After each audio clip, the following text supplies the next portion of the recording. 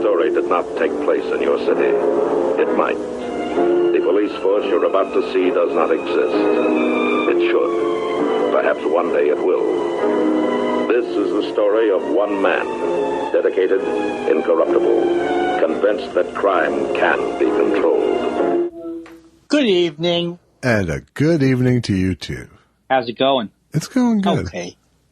I'll drop it. The Lakers just won at the last second, so. Oh, wow. So it's going good. I can't even believe it. And who hit the final shot? Kyle Kuzma hit a game-winning three with 0.4 seconds left. Jerry Kuzman's grandson? No, not the same name at all. This is exciting. No.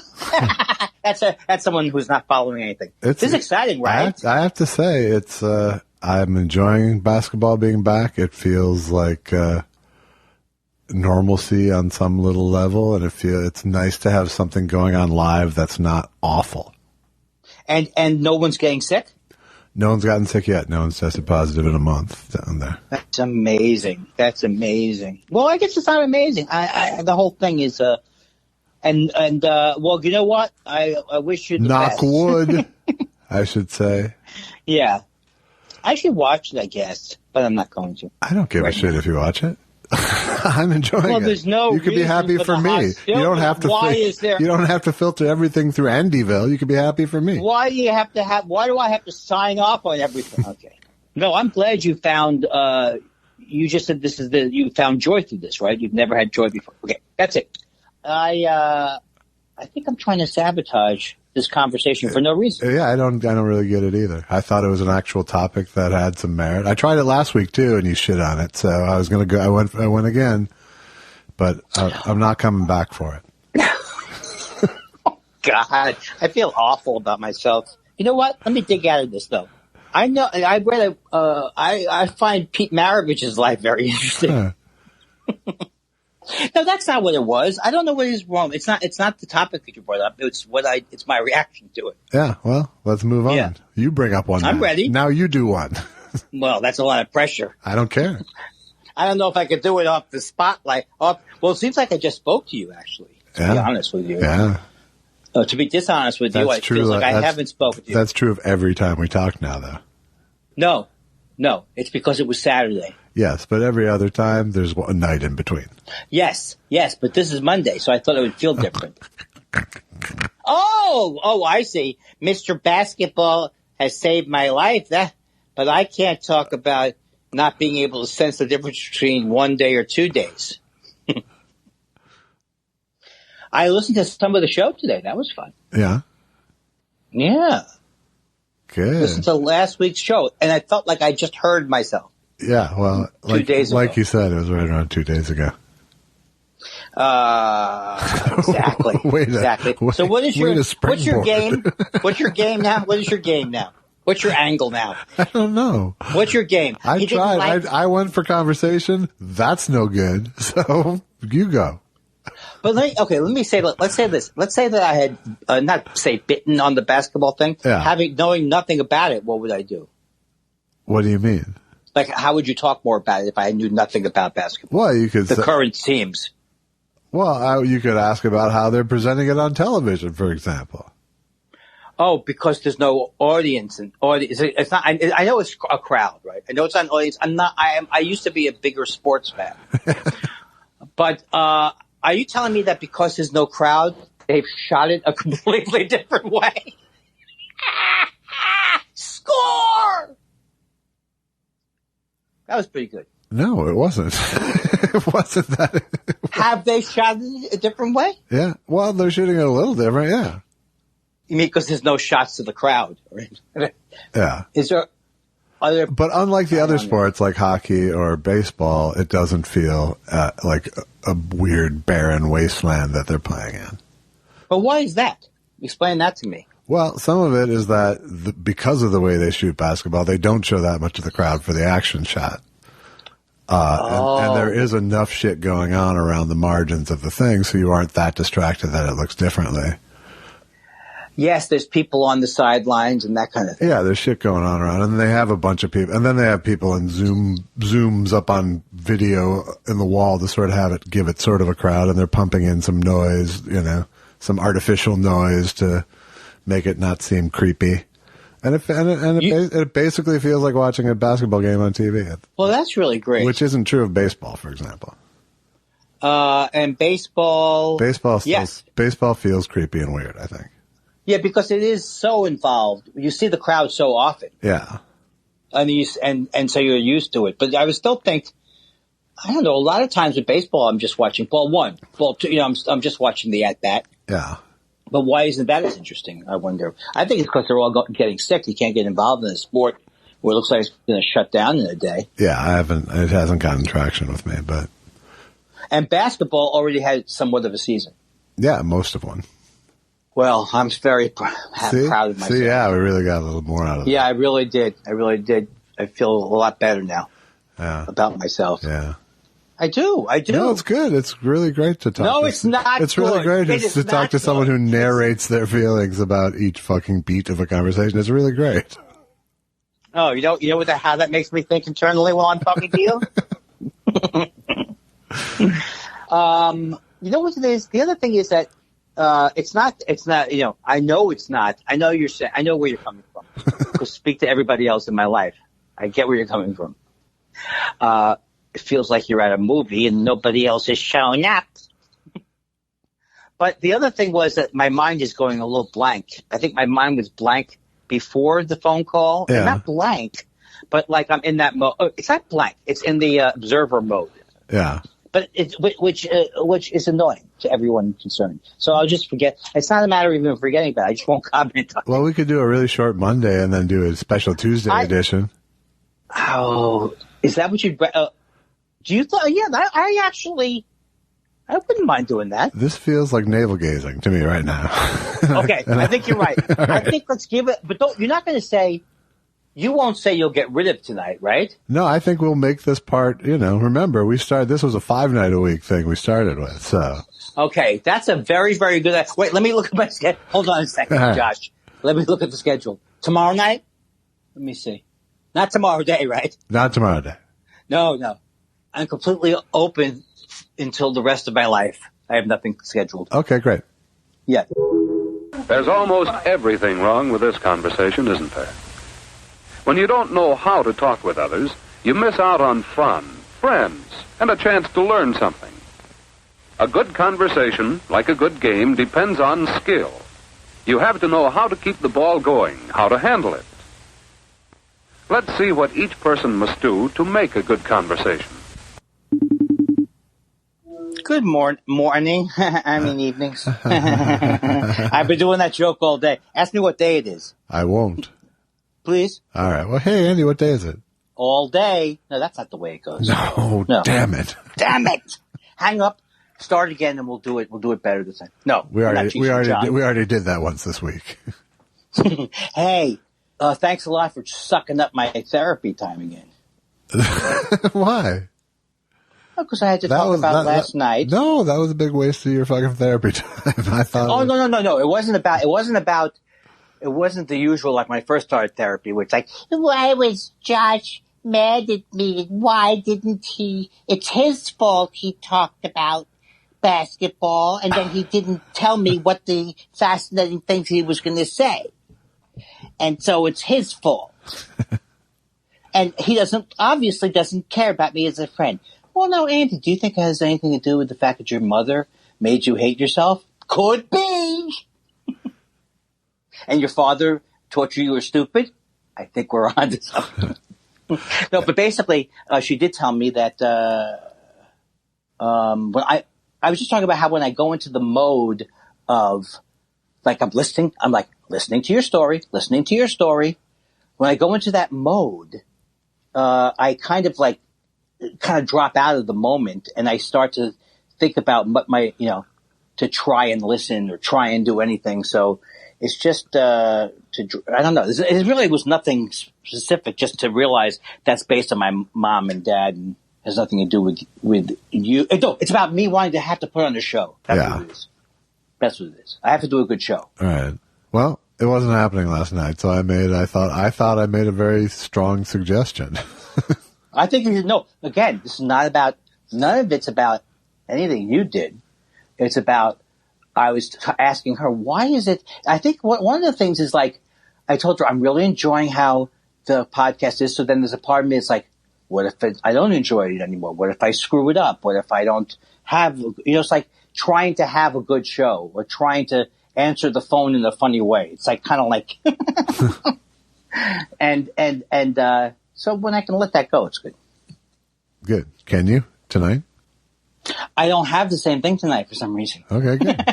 Like I'm not, I mean, I could make, and weirdly, my problems are OCD. Oh, the other thing I wanted to say was, I do feel that it is, I don't want to use my OCD or anything as a crutch.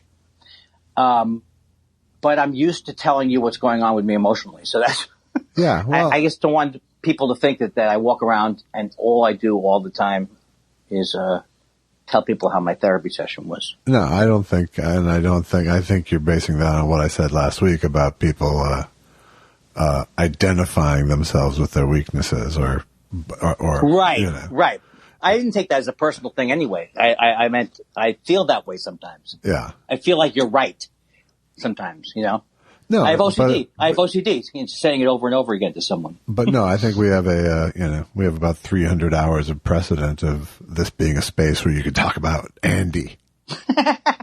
But the thing is, yeah, exactly. I could talk about Andy, and yeah, exactly. So I can even be, well, especially since you were going to name it after the therapy. Yeah, you have to stop. You have to stop going back to that because that was just the initial idea. But the reason why I have to stop going back to that is the same reason why I have to move on in life to a new moment, to be able to capture a new thing. Yes. In other words, if you were interviewed today, me and you, God forbid, a podcast would have us on. Right. I hope I wouldn't say, oh, the interesting thing about the podcast we've been doing for 3 years is that originally he was going to name it Therapy Blues. Therapy Blues, paying your therapy dues. Tell that story, Josh. No, I don't want to tell that story, Andy. Yeah, I think I might say that. Yeah. Just to move it along. But no, that was the original pitch, was the Andy Kindler Therapy Wrap-Up Show based on the Howard Stern Wrap-Up Show. Which I still don't even remember that part of it. So, but that went away immediately when we did a different show. Yes. But you still seem to think that's what I crave. No, it's just me being not creative. Ah. You know, let me go back to this well again. Remember when you pitched it as Talkin' Andy for a few weeks? I just wrote that down, by the way. Just came up with it now. It was going to be called. I know. No, because I was talking to my friend who used to be on The Sopranos. I don't like to drop names, Steve Sciarippa. And he was telling me they're doing a show called Talking Sopranos that's supposed to be pretty great. Yeah. Where they're talking about The Sopranos? Yes, like talking. It started out with Talking Christopher Hardwick. Is that the first one? Talking Christopher Hardwick? Yeah. He's not still doing Talking Dead, right? I have no idea. All right, Christopher Hardwick, he's not doing anything anymore, correct? I don't know. I'm putting you like, I want to slam Christopher Hardwick by asking you questions like well, you he's keep calling him Christopher, which is already sort of a slam. Oh, I think that's probably wrong, right? Yeah. Oh, I always mix up Christopher Robbins. From Winnie the Pooh? Not from Winnie the Pooh, from the song House of Pooh Corner. Ah. So, yes, from Winnie the Pooh. Yeah, that's my only knowledge of Winnie the Pooh. Winnie the Pooh didn't know what to do. Got a honey star car. You know, it was the 70s if a rock group could have lyric, got a honey jar stuck in his nose. I guess they weren't a rock group, Loggins and O'Seen. Yeah, I don't even know that song. So. Oh, that's sadder because that's again me thinking, what do you mean you don't have the exact same childhood? Everybody knew that song. With the Danny, you do know Danny's song. I do know Danny's song, sure. Right. So do you know Vahiva La, one of the worst songs ever? I don't. Vahiva La, Homeward Sailor Man. It's like, I got into this thing that I would say is like, I was into Seals and Crofts. You do know that I was into Seals and Crofts, right? Yes. And that's sad. It's a little sad. Can you name one of their other hits besides Summer Breeze? Baha'i, everybody. Is that one? No. Oh, they had this horrible song. Wasn't he into Baha'i? Oh, I didn't know he was. Although, whenever I think of Baha'i, I think of the great Martin Short thing. I've told you that a million times, right? No, I don't think you have. He's doing one of his characters. I don't think you have. Come on. You know why I didn't want to hear that? Because the joke is exactly like that. Oh, because the joke is Martin Short is one of his characters going, and be he Christian, be he Jewish, be he Baha'i. There you go. All right. We saw that. Susan and I saw it together, and we were laughing like two lovers. It was glorious. Oh, don't do it. Don't do it. Don't do it because I love it. You know why you shouldn't do it? Because it's going to encourage me to talk about my limp. Is it Limp Dick Biscuit? Is that the name of? Please, show me some respect. Why? Why is your flaccid penis any more classy than some other version? I don't understand your question. I know. I didn't ask it. I didn't ask it well. Okay, this is the other thing that I found out in therapy, that I don't have I don't have dementia. Oh, good. That's a good sign. I don't have it because they came back and you knew the 5 words. Shoe, shoe, shoe, glove, man, person, ladies. Is a rock an animal? Look, the first couple of ones, I have to admit, they were pretty easy. Elephant. So what was the magic words that allowed you to believe you weren't demented? She said that when I first came to her, I lost my place so often, and I couldn't. So that it's a markedly improved thing. Yeah, and it's all based on anxiety, right? And sleep. So I think sleep as well.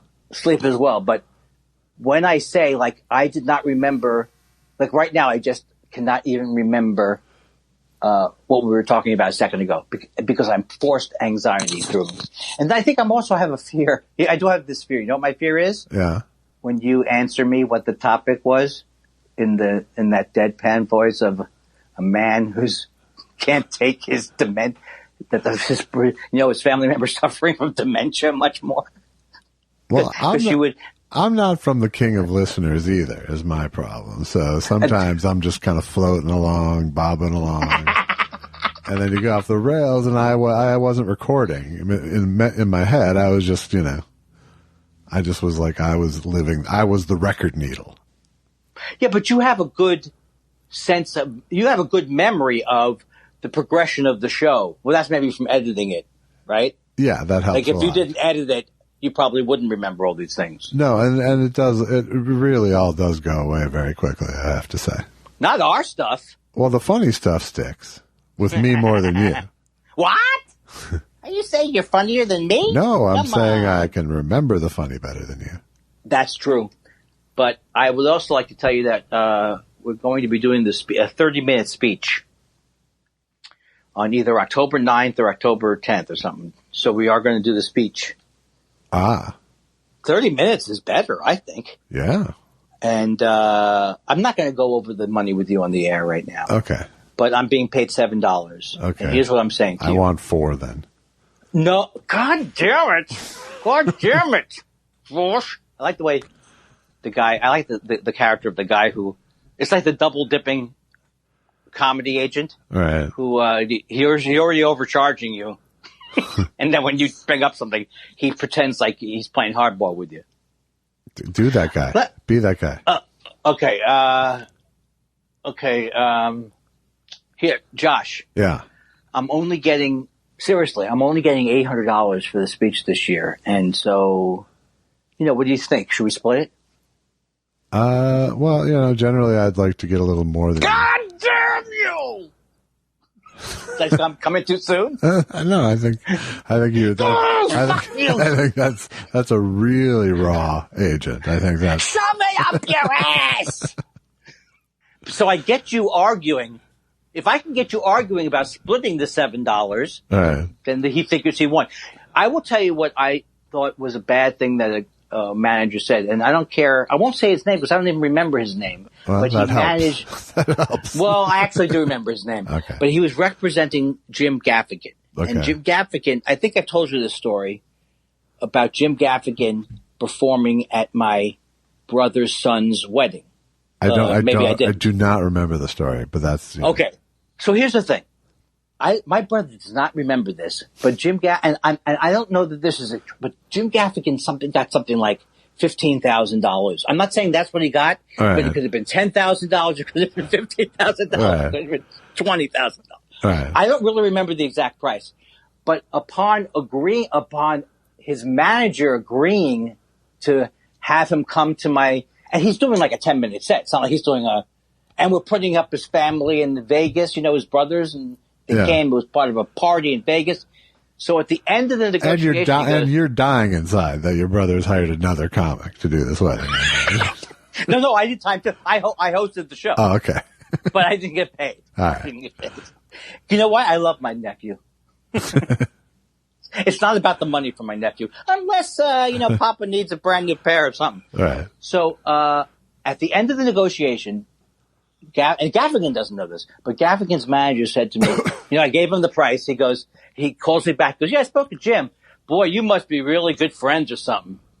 Because he agreed to do it for that price. Yeah. I mean, did I convey it properly? Like, does he need to tell me does he need to do you don't know what kind of a great deal you're getting when I know that $15,000 is not a bad price? Right. For when you're already going to be in a town and. Yeah.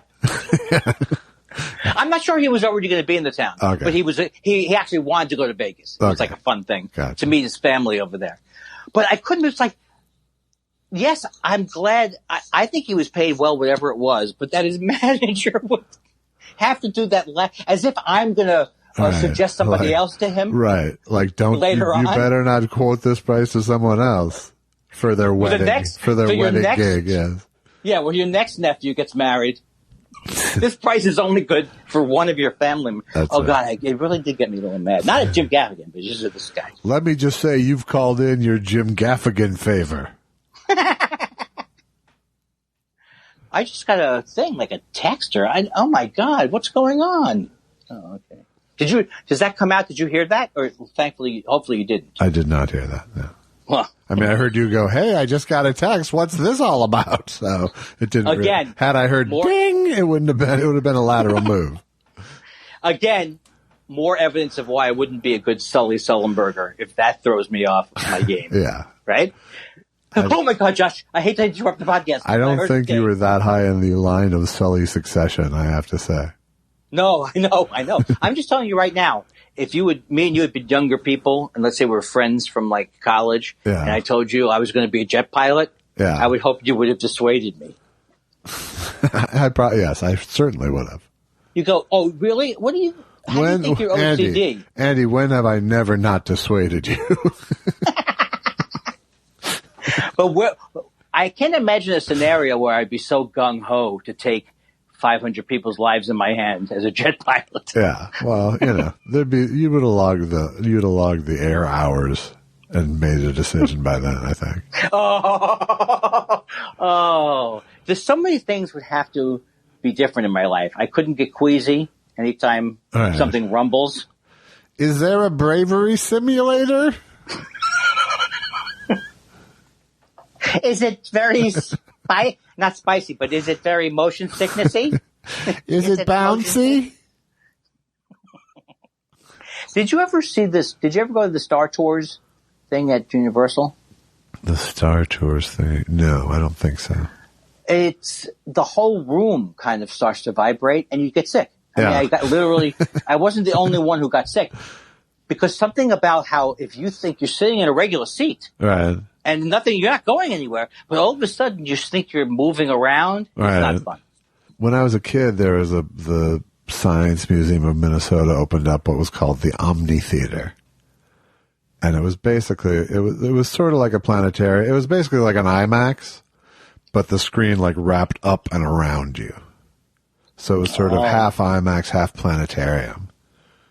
And they would do those push effects where it felt like this giant auditorium was moving through space, or that could be scary. It wasn't scary, but it was motion. It was definitely felt like motion. It's amazing how for you, yes, it might have been scary. But it's amazingly that you can trick the brain so kind of easily. Yeah. And I guess it's not that easy, but quickly. It's not that hard. Look at who's president. But I told you that's why I would never fly if I knew that I couldn't use my instruments, I never flew. What do you mean? Huh? You know how JFK Jr. died because he didn't know how to read an instrument panel? Yes. I just can't imagine. No, I just had to go back to I wouldn't fly if I couldn't use my instruments. I know. That seems like an extra leap to me. What a week. I got to go to some kind of a setup camp or an articulation seminar where the teacher goes, "What? Let me ask you a question. What do you think you're trying to say when you look at that?" I was going to say, Josh, have you seen a big shiny object movie? People, I got bagels. No, you can get bagels, so don't put your hopes up. Oh, damn it. See how much and you were right. We owe this, and I'm going to already say, this is going to be one of the greatest podcasts of our career. Wow, see, you just killed it. You think I jinxed it? I think so, yeah. Oh, get ready for tomorrow night. If you think this was great, get ready for hump day. It's hump day, and Andy's ready to hump your laughs out of you. All right, maybe Thursday we should work. See? Boom. Instantly you have the joke, and boom, the timing. Isn't it horrible when I talk about how your technique? Boom. That's what I love about you. Yeah. Bang. It's like dragging me into your comedy hell. Yeah. See, that's what you're great about. You go boom. No, I don't go boom, Andy. No, you do. You go snapzoid. Snapzoid. Verb, adverb, adjective. Boom. Zapzoid. Okay, Andy. Now, why wouldn't you? Hot holiday. It's a great time for a hot holiday. Yeah. I remember when I was singing it on that thing where we lost the thing was bad. I remember not quite even remembering the melody. So part of but I was actually surprised at how much of it you did remember, and then you got to Hot Holiday. Ding, ding, ding. Usually people work backwards from the hook, and you just weren't doing it.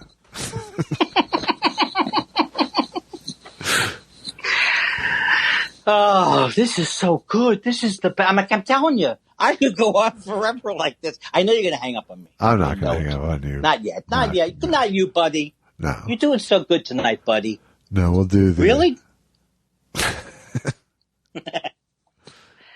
I have to make a cameo tonight after the show. Do you?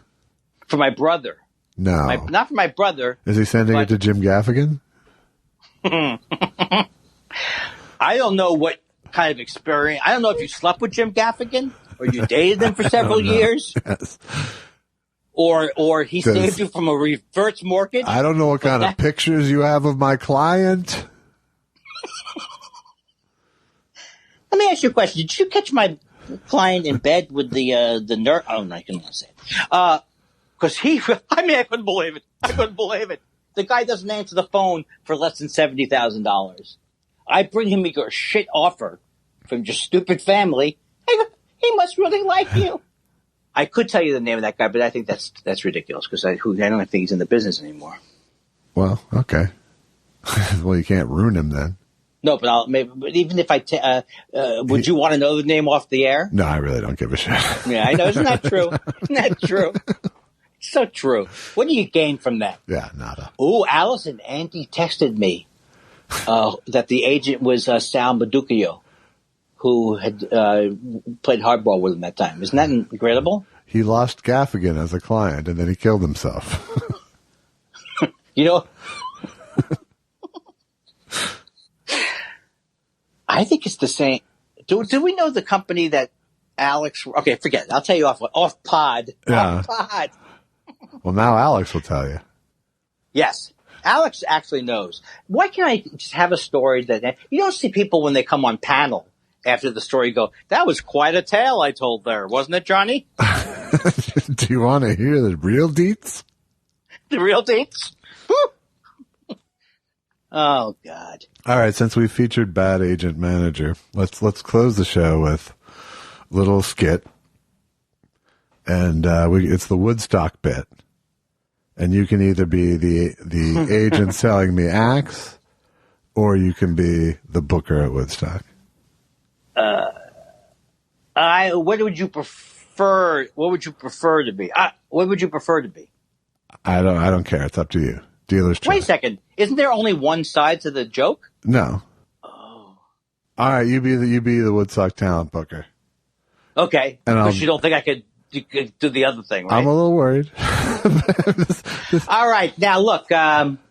Hey, Sammy, how's it going, baby? It's going good, Tommy. It's going good. You know I'm booking Woodstock, right? Oh, I got a whole bunch of acts for you. It's gonna be something. Do you know who's on there? Do you know who I got? I got Janis Joplin. No, you're doing it backwards, Andy. Now you're the agent. Oh. All right, okay. Wait, okay. So Sammy, who do you got for me for my big festival this weekend? It's going to be 3 days of peace, love, and music. I think we're going to have a few people there. So like who? You got some big names? You have to who you got for me? I've got a budget. Wait, do I start with the other names? Yes. Go on? Yes. Okay. All right. I got Janis Joplin. Wow. Oh, Janis Joplin. Oh, wow. I love her. Are you sitting down? I'm sitting down. I got Jimi Hendrix. Oh, Hendrix. Oh, we could put him in the morning slot. I love that. If I said Richie Havens, how would you react to that? I think he could open. Now check this out. Yeah. I just got off the phone. I just booked Shanana. No, you have 2 kids, Larry and Mindy. Mindy and a boy in the Philippines. Do you? No, you dummy. Oh, well, I'm gullible. They don't have to know about it. That's a little joke. Oh, okay. Sorry. There is. Okay. If you see a kid called Juan, tell him I'm not home. Okay. You'll see him with a bolo knife in the jungle going, "Where's my dada?" Okay. Real dummy, believe me. Okay, great. I'll tell him. What about Bob Newhart? Give me a minute. I want to laugh at what the hell I'm doing. Okay. Oh, my side. Okay. Well, to use the other one.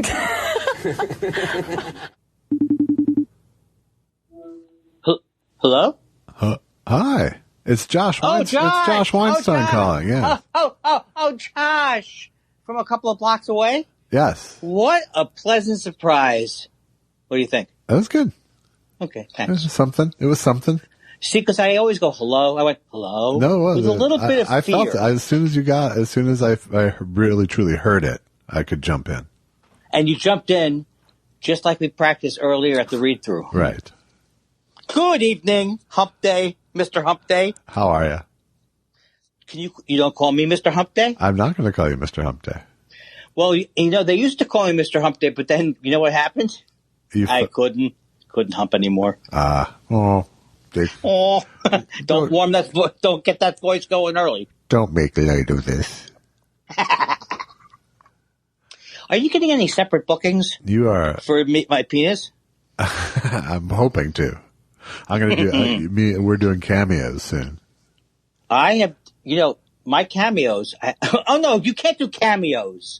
Okay, Yeah. Just cut. That's something that people will see. Says who?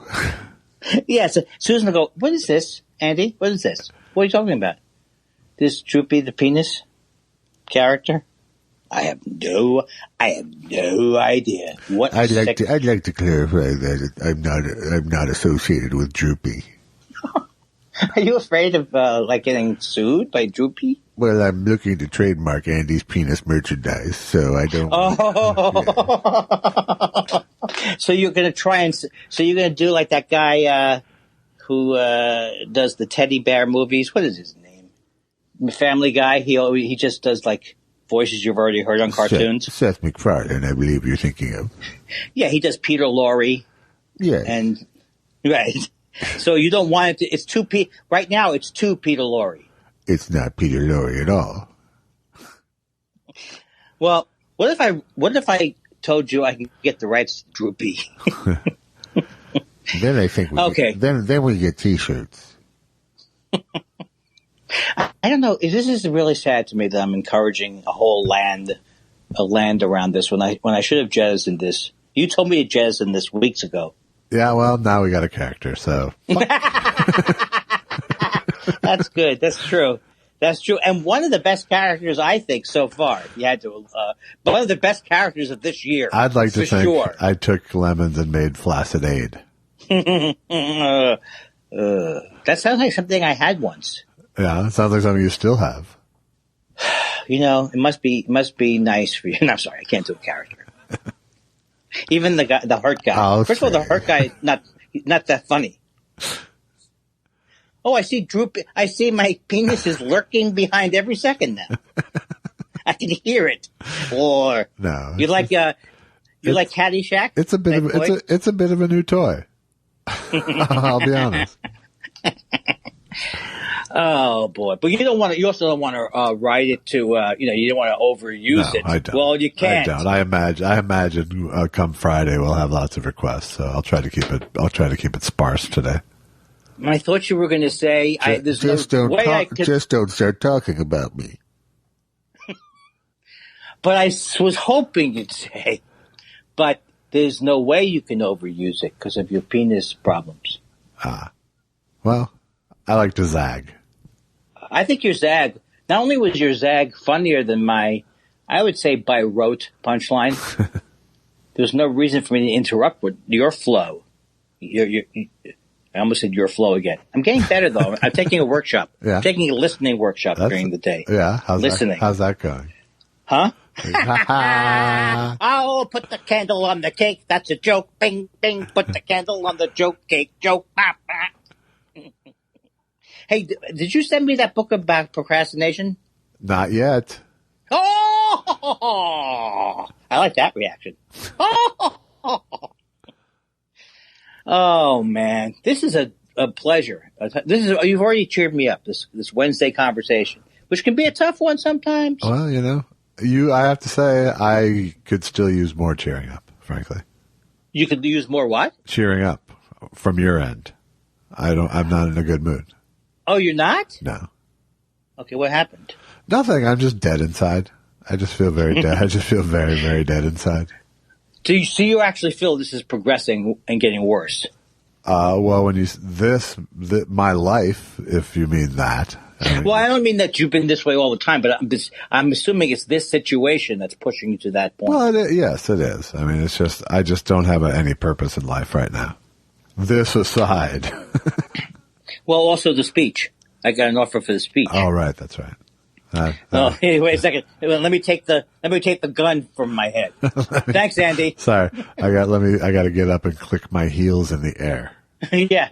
No, that's great. That's great, choo-choo. No, I mean that's good. I mean that's at least something. It's something that's something, Me, the daily grind of trying to prop you up. Shmoo.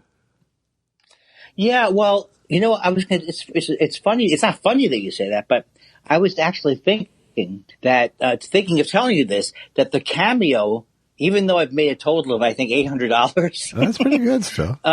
It does make me feel like I'm working, like I'm centering. It gives me some kind of like feeling like things are going on. It relieves my money fears a little bit, but I don't know. I mean, that's not the answer I'm not saying that's the answer for you, but I'm just saying I was surprised that it actually made me, I didn't mean it that way. Because you would do it.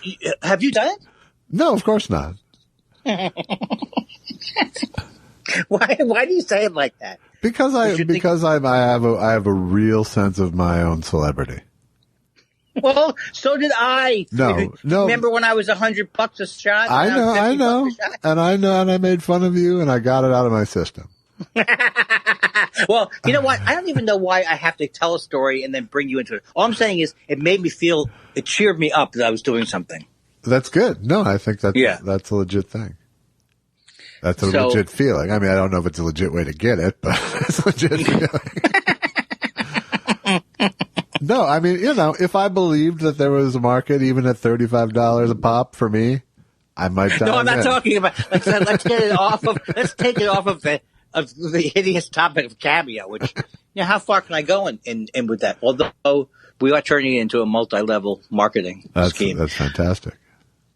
But I don't know. It's like sub-basement, basement. You're getting in, not on the ground floor, though, because those spots are taken up. But you're already doing see, like Susan has been able to really get some satisfaction with the balcony garden. That's really been fun. But you already do things that really, like you do things with the smoker and making food and things like that. So it's not going to be a hobby. It's not going to be a hobby-oriented fix. It is a creative endeavor that needs to take my full attention is what I'm missing. Yeah. Also, best case scenario, someone calls and goes, "Hey, I'd like to hire you to do this thing." I didn't mean to laugh at the way you said that, but that would be good. Otherwise, I have to generate it myself, which is harder and less hopeful. Well, because also you're not in the swing of that kind of. You're talking about writing jobs or any jobs. Kind of anything right now. Yeah, it could be producing. Yeah, it could be. I've never been that picky about what it is. In general, in life. Well, in general, in my career. Right. Like if it's something I haven't done before, I'm often interested. In this case, in this case, even if I'd done it before, I might be interested right now. Yeah. Right. And what and in terms of the fields that you have, I'm going to be like the guy who's the employment guy in Lost in America. Yeah. Now, what is your field of expertise?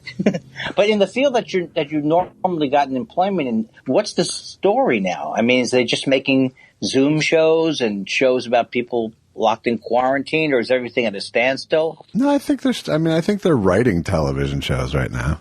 I don't know if they're, but I don't know. I don't think they're shooting them very much. Oh, so the hope would be by next spring, maybe. I don't know. No, I mean, I don't really have a specific hope. I'm not, I'm not going, oh, I really want a staff job. I'm really not. I know.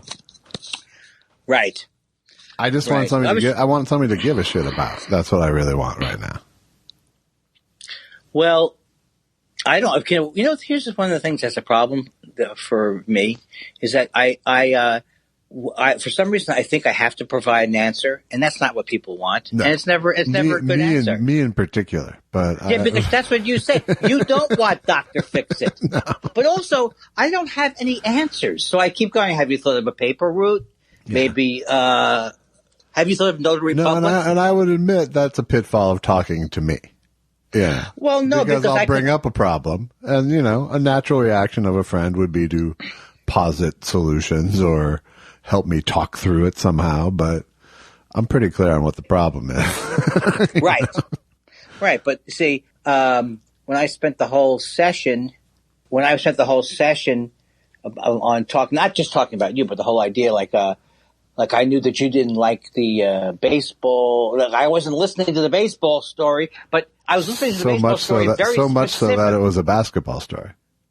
That's exactly right. That's, I think, what my problem was. But I started to, as soon as it started, I tried some dumb joke or I had some angle on it, which wasn't helping your story, exploring your story. It was just whatever I thought would be funny at the moment. And you didn't take to it. So then I started going, now you've blown it now. Now you've blown it now. Now you better start listening. Now you better start. So, why I'm saying that is I don't know what I said.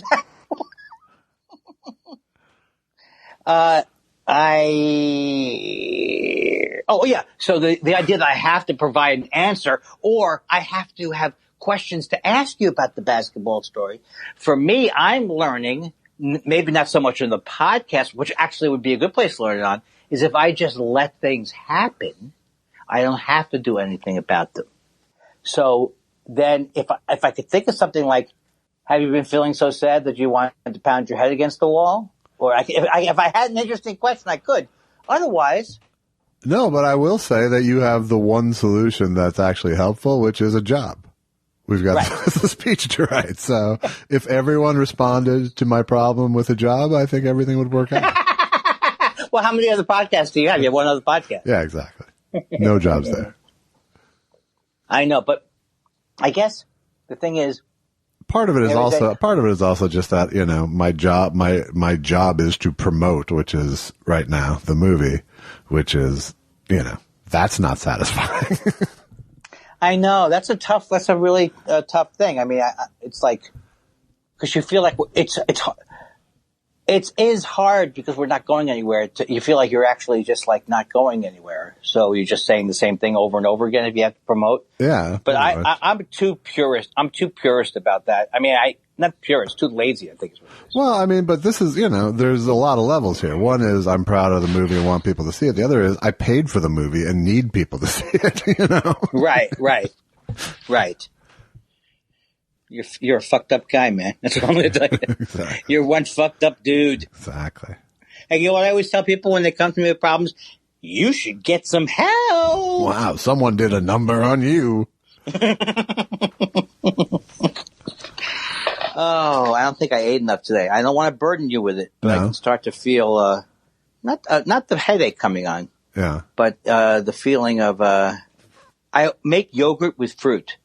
We have that almost every day. Fruit with fresh fruit with yogurt and almonds and that kind of thing. Uh-huh. And I always think that's going to keep me going. And I think it makes me ravenously hungry. We do oatmeal a lot. And when I eat oatmeal, it makes me ravenously hungry very quickly. Yeah. Yes. It's obviously part of a 2 or 3 step process. Yeah. Now, I don't like oatmeal, but Susan does a lot, but then she has to have gluten-free, so it's a whole thing. And then she says only the steel-cut oats taste the best, but then they're hard to prepare. Then she freezes. Get a rice cooker. Oh, get a rice cooker? Yeah. And then is that all I need to know? Yeah. I mean, I'll give you further advice. You'll walk me through it? Once you get to step 2, I'll step back in. But in the meantime, get a rice cooker and you can make excellent and easy oatmeal. Oh, this is fantastic. But the only thing now is I have to go up against that Susan hates contraptions. Yeah. Well, okay. But if it's something we could hide underneath the cabinet, maybe. Yeah, is it good for rice, the rice cooker? It's also good for rice, yes. Surprisingly. But what's is there an advantage to using a rice cooker for rice as opposed to just boiling the water in the schmoosh? It's easier, right? It comes out fluffier? It is easier, and it can come out you can tell it how you want it to come out. My parents used to have those things where there was one pan sitting in the other pan. No, this is actually a pan sitting in a thing. Yeah, but it's. I'm not worried. I didn't have a bad experience. But it's very Japanese. It's very Japanese. Oh, that sounds stereotypical. Plays a little song when it's done. Does it? That's nice. Yeah. Does it play? Ba ba ba ba ba ba ba ba.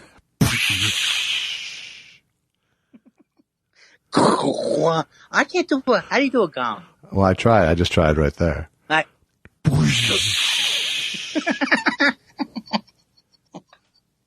You spent more time as a child making sounds. Probably. Because I can't whistle. And what a weird way to one up me.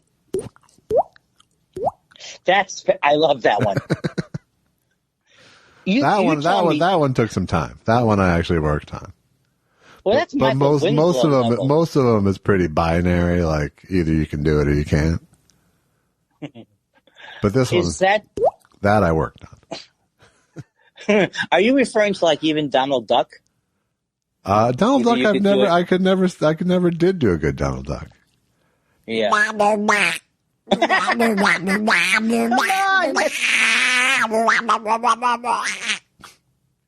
not going to even ask. But that's more like an actual duck. I didn't say any words there. Well, Donald Duck is played by an actual duck. Hold on. I can't take it. I know how you love it. Yeah, I don't think I like Donald Duck, I've decided. No, I don't even like Daffy Duck. You use Donald Duck as your chalkboard on a fingernail on a chalkboard reference quite a bit. But actually, that's not Donald Duck. That's the kids in school doing Donald Duck all day long. Ouch. It's not their fault. And they used to do the rabbit guy, the Bugs Bunny.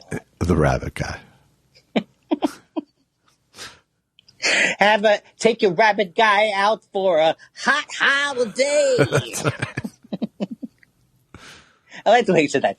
Take your rabbit guy out. Really, Andy? Is that what you're going with? Oh man. Well, you know what you got? You got a little bit of the blue of the downsies. Would that help if I chippened it? I do. And it's not like I even feel depressed. I really just sort of feel kind of just like, I don't know. It's gone back to really purgatorial again for me. Yeah. Purgatorial. And yeah, you know, it really is. What am I trying to adopt what you're saying? I'm not you. I'm not going through you. You're still trying to learn the listening thing. You're saying it was sort of a yes. It's sort of a yes and approach. I'm being charitable here.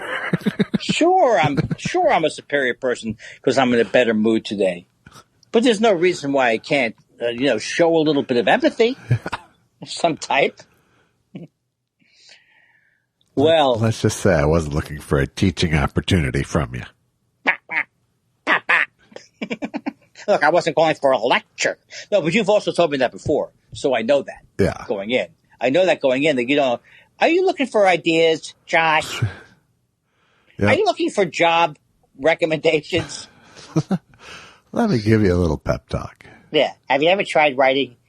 Whenever I read, like, pep talks and sing-alongs. I hate sing-alongs, too. Well, then you should hate sing-alongs. But whenever I read Japanese instructions, yeah, I always say... An hour later, you want to read them again? Sorry. I always say to myself, these are so poorly written. Why don't they... And then I go, why don't they pay someone? Because they're not going to pay someone. And if I volunteer to do it, I would be poorly paid as well. All right. There's just no money in that business. There should be, though. There is, actually, but, it's very not slight. Everyone will spend it. I do think that in the old days when they edited before computers, I find so many misspellings that I'm sure because of spell check. Even in the newspaper I'm talking about. I'm not saying every day, but I find them. I'm just an annoying person. I think I'm a troll. Yeah. And dear Daily News, on page 17, I noticed that you said it's. It is not it's with an apostrophe. Please put the apostrophe on my account for next month. Yeah. Correction. And this is a person who sits at home just dying to get on the correction page one day. Right. God damn it! Correction. My father used to sit and get angry at local newscasters' use of the English language. I feel like I am your father, or very similar to him. You're off the mark. I'm just like your dad. I'm tall. I'm brooding. I scruff your ears. Every time I go past you, I do a little scruff your ears thing. Yeah.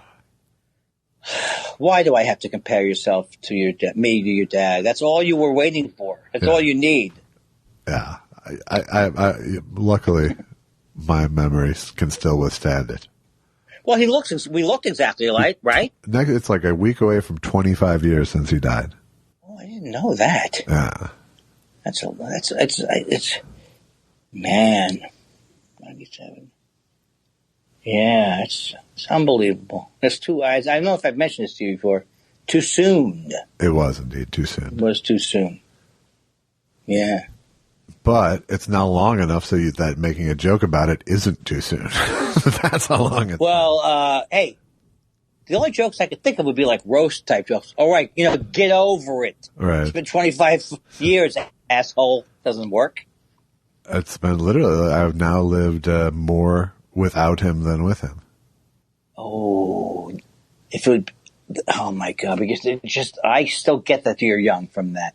Oh, really? Oh, you're right on the cusp. Yeah.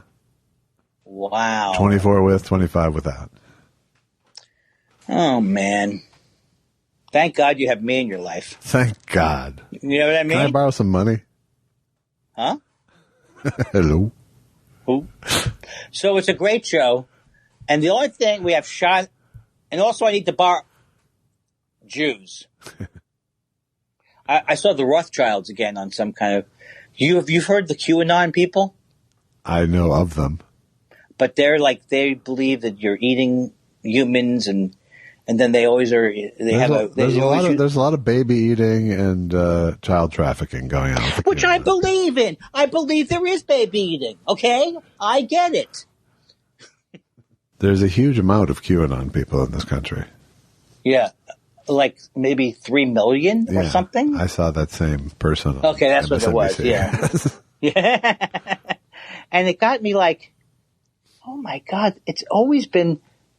I thought the 2001 conspiracies were a little bit crazy because the idea that Bush would have planned that just seemed crazy to me. But that seems like you at least have a thread you could follow. Yeah. There's no thread. These people. No, it's like John F. Kennedy Jr. is coming back from the dead. And they have all these people who are experts. You can go to the expert and they'll tell you what, they'll give you like a more detailed explanation. All right. Yeah. Well, that was a good. Maybe I should bring those up early in the show. Maybe that brings. I just can't. I'm putting QAnon on the list after Bitcoin and cricket. Well, also, you know why? Because that woman in Georgia won her primary. That's why I'm thinking about it. Yeah, no, that's why they had a story. Horrible. And she'll win the election because it's like a deep red district. Oh, it just makes you so sick. There's some parts of Georgia that I do not believe I would enjoy myself in. I think that's very possible. Yeah. Not that I'm stereotypical. I think that people from the South. I've had good times in Georgia. I'm sure. I can't think of Atlanta. I've had good times. Yeah, that's Georgia. Made the Macon Film Festival, home of the Best in Show award for Michael Day Barr movie. How is Macon just as a city? Is it nice, good food, or? Yeah, it's a small town. It's not a big. It's not a big place. It's very kind of there's definitely a main street, Right. But it's a cool place, and it's not tiny. It's not like just one street kind of town, but it definitely is one of those old towns that's still kind of based around its original main street. Yeah, that's cool. If I ever go out to Atlanta again, I'll check it out. It's good. I got the award in like the theater that Little Richard had started in, and That's exciting. Now that's exciting. Hey, Josh, why don't you think of those memories on a down day? Mr. Fix-It. The only Fix-It guy I really liked was Stuart Smalley. Yeah. Because he was funny with the way he tried to. That was a funny character. Yeah. Now, if you went to Atlanta, Georgia, I don't think you would see a lot of QAnon people not in the major hub, but you know what? Who knows? There's crazy people in the downtown areas. Sure. And we'll be back with a guy who knows nothing about QAnon and already said everything that anyone would need to know in his first 30 seconds. Plus, it's been in the news and not letting it go. We'll be back with another edition of him not letting a topic go, hoping that Josh will solve it. I think that's what I think it is. I'll bring up QAnon, and then you'll say, but you know what, Andy? This too shall pass, and then I'll feel better. Okay. Is it okay? Do you want to try it? I'll solve it? Yeah. Okay. I'm so worried about this QAnon thing. Your real name is not Rodney Dangerfield. No. I was born Jacob Cohen, C-O-H-E-N, 61 years ago in Babbitt, Long Island. I went through school in the name of Jack Cohen. And when I was 19, I changed my name legally to Jack Roy, R-O-Y. My father used that in vaudeville. And Rodney Dangerfield is a trade name, which I picked up about 20 years ago. I didn't want to put my name in the paper when I came back in show business, and I told the owner of the place put any other name in, so he put in Rodney Dangerfield. Now, I was going through a very depressed time at the time. I was about 40, and life was caving in, so I went crazy, so I'll become Rodney Dangerfield. A friend of mine said, take the name. I said, I don't know, it's weird, Rodney. But I took it, and that's how I became Rodney Dangerfield. How's it going, Hang Up Genius? It's going fine. How are you? Did you ever tell people that I called you the Hang Up Genius? No, that was after last night's Genius Hang Up. I said you were a Hang Up Genius, and I was being sincere. I was not. I felt it. It made me laugh. It was like, whoa! How does he do it? He's playing 3-dimensional Hang Up. That's right. How are you tonight? I'm doing okay. How are you? I saw you yesterday. People don't know that. No. Why would they know that? There's no daily podcast update. Not a lot of paparazzi covering my front door. I don't see any uniformed officers in the area. They're not uniformed. Oh, they're not officers. And we are mixed nuts. We'll be back here next week. But it was so good to see my little Lucky and my little Clyde. Clyde was a little bit more scared of me. Well, Clyde is always that way. He wasn't, I don't know that he was scared so much as wanting you to come in. Oh, it was so much fun. I love those little cuties. Me too. Oh, my God. They you know make what? life bearable. I think they should look into this further with dogs as pets. It's good. There are some days where it's the only thing that makes me believe in the universe.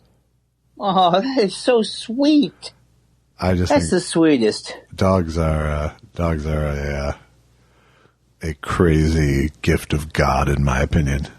Well, also you happen to be excellent with dogs, so. Well, we reciprocate each other's love.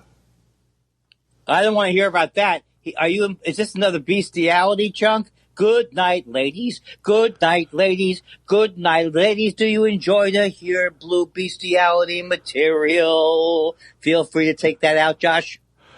I don't think I probably will. I know, but they're so loved. The love from those doggies. And for example, I didn't take off my mask, but I thought maybe Lucky doesn't remember me. But then you pointed out that Lucky smell has a great sense of smell, and I haven't showered since Shavuos. Exactly. Shavuos. Since the last time she saw you here for a podcast. Oh, I recognize that rotting corpse. That's right. Oh man, but it really, and I appreciate my present. I haven't read it yet. That's okay. It's okay if you don't ever read it. I just wanted to give it to you while I was thinking of it. It's A in my wheelhouse, A in my time period's wheelhouse. I love anything to do with when I came out to LA, which was 1978. I know you came out later. Susan came out in 77 from San Diego. I love everything about that area, about that time period. I didn't even really know about the Palomino. I gave Andy a graphic novel set in LA in 1981 and centered around the Palomino nightclub. Right, which I didn't even learn much about until I dated Susan, and she told me, because she used to take photos and hang out with all those guys. And Allison saw Elvis Costello there. Back in the day? Back in the day. That would be the only way, really.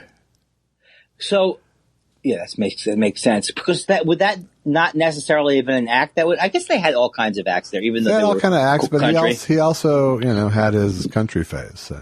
It's true. Sing me a note of a couple of those. I don't really remember. I said that. Why don't you love me like you used to do? How come you treat me like a one-out shoe? My hair's still curly and my eyes are still blue. Why don't you love me like you used to do? Ain't had no loving, lots of hugging and a kissing in a long, long while. Oh my God, that's his song? No, it's a Hank Williams song, but he covered it on the album Almost Blue. Oh, I never heard that album. I know the Hank Williams song. Yeah. That's got to be a great version. It sounds hopefully a little like what I just did. No. I just got thrown off by the whole thing. I mean, I love Bob Dylan. I mean, to me, Bob Dylan was kind of countryish anyway, but I loved Nashville Skyline. I loved every time he went further into it. Well, listen to the album Almost Blue, and you'll hear a lot of Elvis country covers. All right, now I'm upset because I thought I knew I think I know Almost Blue separate from that album. Well, Almost Blue is a song on Imperial Bedroom. Yes! Okay. Which is not country. Okay, thank you. And we'll be back with someone who remembers things and somebody who doesn't have a memory. And together they make the Memory Twins. Well, I'm glad that you... I enjoy your Elvis-style singing. And I would never be...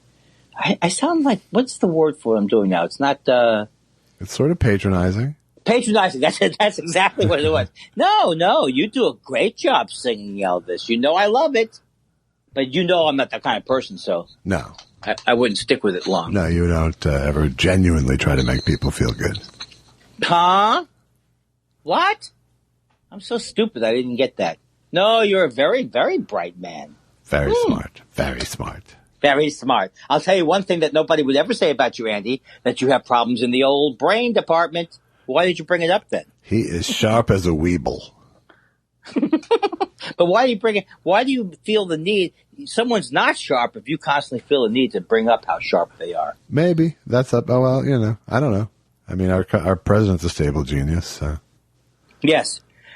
I noticed, because I'm getting better at knowing things, that there were people who were asking some test show 170 questions earlier in the week. And then I remember Perush. I think Perush may have been trying to get under my skin with something, but I can't remember what it was. All right, well, we'll see. Is that a segue? It wasn't a segue, but it could be a segue. It depends on how much time we have for the rest of the week. I'm taking it as a segue. I think we got plenty of questions. Cool. All right. Sous Vide says, "Hey, Mr. Kindler, of the Mr. Weinstein coming to my office immediately skits, has the situation improved?" The situation, Mr. Weinstein. I didn't think he could possibly get past it. Mr. Weinstein, please. I implore you. Yes, Mr. Kindler, there's a question on the table. I don't answer your questions, Mr. Weinstein. I'm not asking you to answer my question. I'm asking you to answer Sous Vide's question, Mr. Kindler. Very good. I will answer that question before you dot another T, Bob Cratchit. I'm not Bob Cratchit. Oh, I'm sorry. That's the only way I can do the voice. Has the situation improved, Mr. Kindler? Considerably, my good man. Considerably. I'm hoping that, you know what I'm hoping? What? This puts a button on the sous vide bit, but I don't think it will. I don't think it will either. But the fact that he's asking for your characters now means we're near the end. You know what I think it is? He can tell that I don't listen during this particular segment. Yeah. So he thought if he addressed me. Right, if I draw Andy in, maybe we'll get him on board for the whole show. Plus, every time I hear sous vide, I think of the cooking, the way the cooking goes. I think that's the homonymy intent. Yes. All right, I think we'll move on. All right, there's no reason to get upset. Dan Hospice Shark Tank Wade says, Andy, are you being modest or just forgetful? You say you never made it as a musician, but I clearly remember your penis doing a cover of Randy Newman's Wedding in Cherokee County. Yeah, that's unbelievable. I don't you think I would have heard that? It's my own penis. Yeah, well, and I wouldn't have heard that rendition. Maybe you were wearing headphones when he was recording. Have you heard it? Yeah, I have. Oh, how does it go? I have it right here. I'll just okay. I'll just do a needle drop somewhere in the middle of the song. Okay. Today we will be married, and all the freaks that she knows will be there, and all the people from the village will be there to congratulate us. I will carry her across the threshold. I will make dim the light. I will attempt to spend my love within her, though I'll try with all my might. She'll laugh at my mighty sword. She'll laugh at my mighty sword. Why must everybody laugh at my mighty sword? Lord, please help me if you will. Maybe we're both crazy, I don't know. Maybe that's why I love her so. Oh my God. Oh my, can you say love him so at the end so it's a song to my penis? Maybe that's why I love Big Andy so. I'm sorry I jumped in on Mighty Sword. It was almost like, oh, I remember those words. Oh, that's a great lyric, too. Why must everybody laugh at my mighty sword?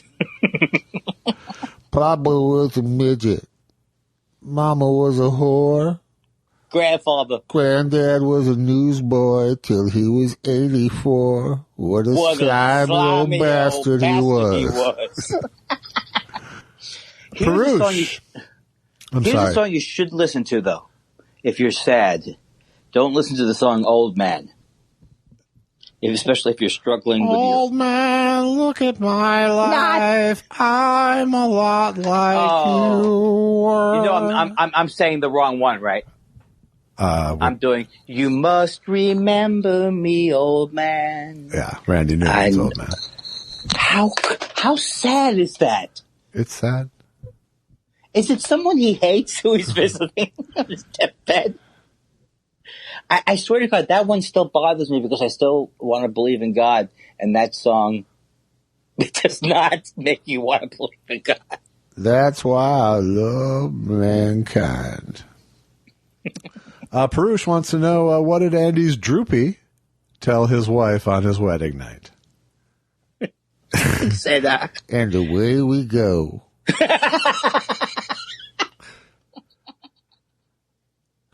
excuse me, honey, but I'm a little tired.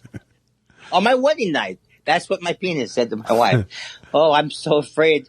We must better rest up. Buckle up, honey. No, because I wasn't on antidepressants back then. So I was a mean.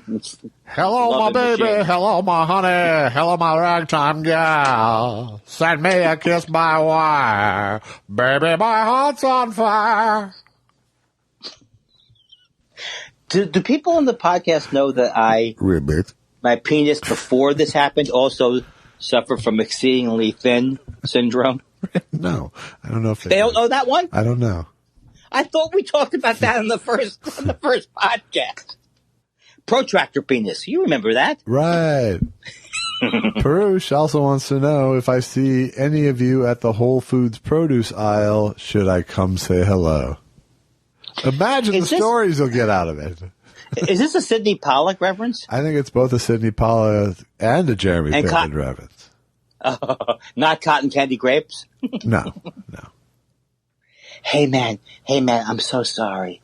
I just happened to, I don't remember that time period of my life. I get it. I just don't I blocked it out. He sounds like a good guy, though, generally. Generally. Jay Piven. Yeah. I think, that's the consensus. But I don't know. I never want to meet my heroes. Well, then, if you never want to meet your heroes, definitely don't start with him. Something like that. Natwi Pahara says, I'm pretty sure Andy's back problems are from all those years of leaning in on punchlines.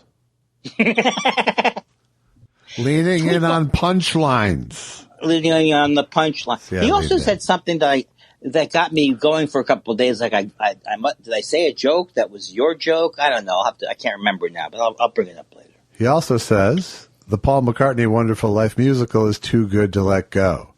Let's play with song titles. Mary, Mary, Closing the Library. The Ballad of Bert and Ernie. Your turn. Nope, not going back. Not going back. Is this something that we should have a group viewing of this? No. This is what made me hang up on you last week. Wait, I'm confused. Is this Give My Regards to Broad Street? No. Oh, okay. No. I confused two anecdotes then. Yeah. And would you like to dig back into the... In other words, I was doing an impression of Paul McCartney and you got angry? Nope.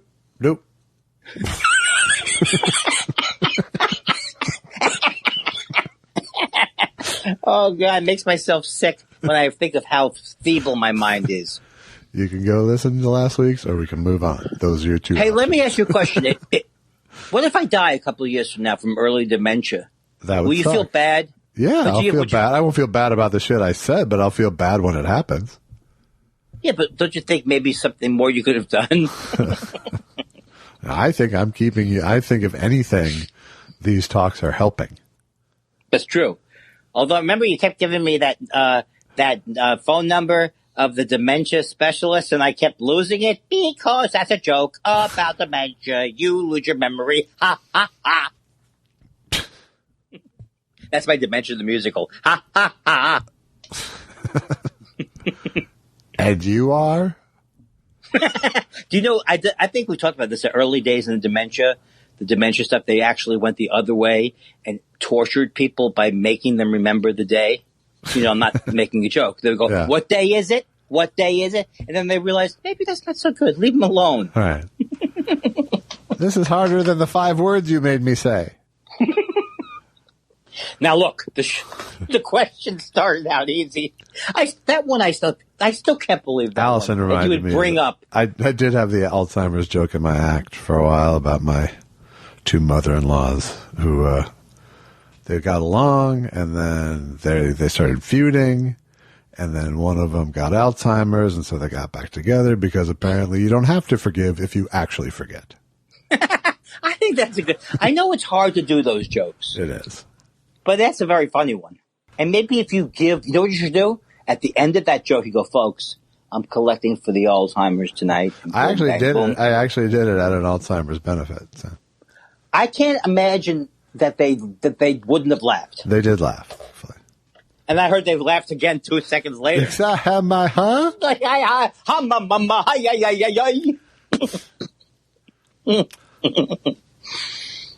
in a good mood. I'm glad. Yeah. That should propel us. Hey, I'll tell you what doesn't propel us. When I've decided I'm in a bad mood and I'm not going to do anything about it. Yeah, true. That doesn't help us. M. Ledsome wants to know, can I request to hear more from Andy's penis? I never thought I'd ever say that. Well, for you, anything. Now, come on, come on, Drew. Andy, just be nice. Be nice to the nice people. She's from across the pond. Anything for M. Ledsome.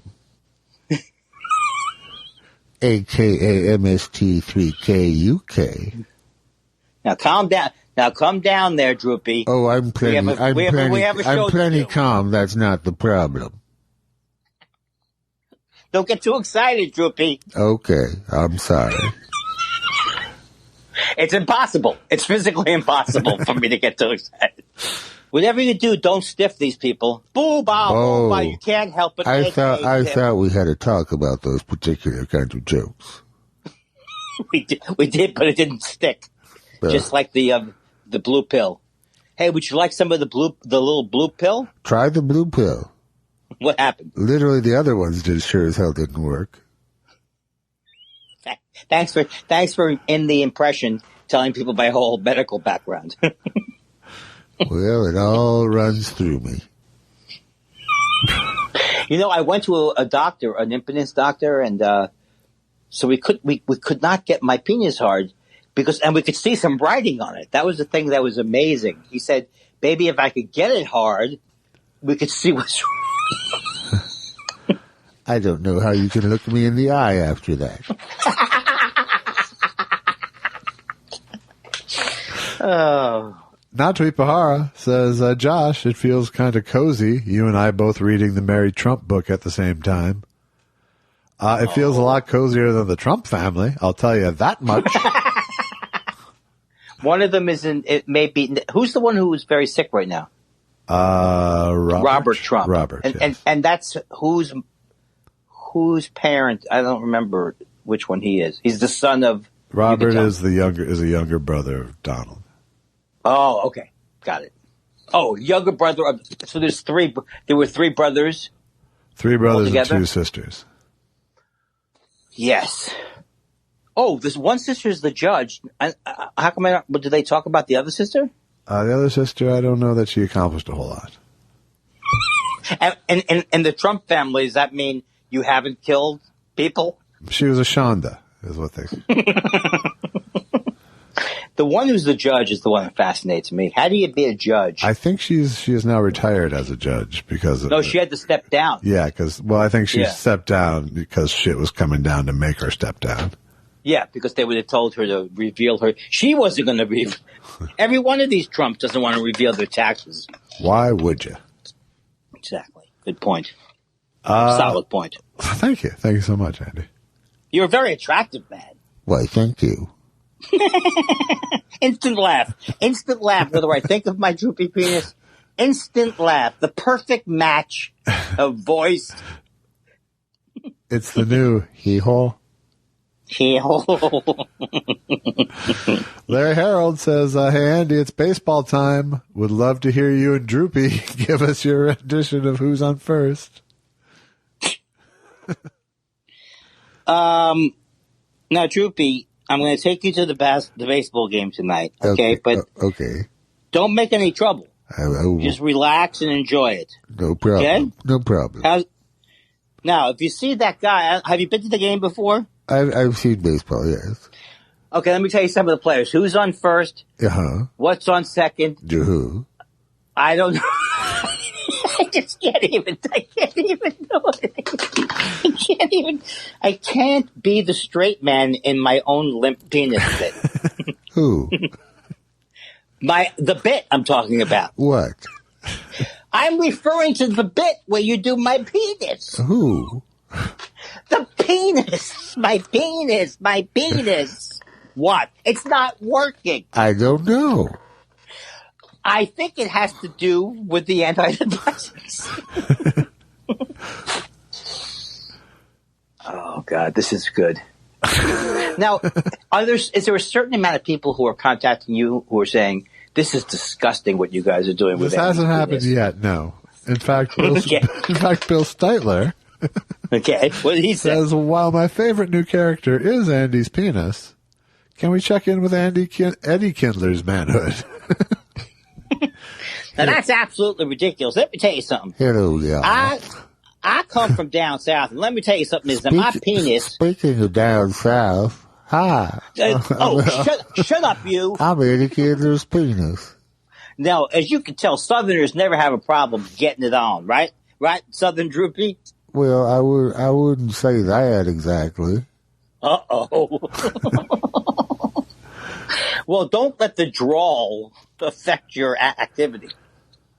I have the same consistency as a chitlin. Well, how can you top that?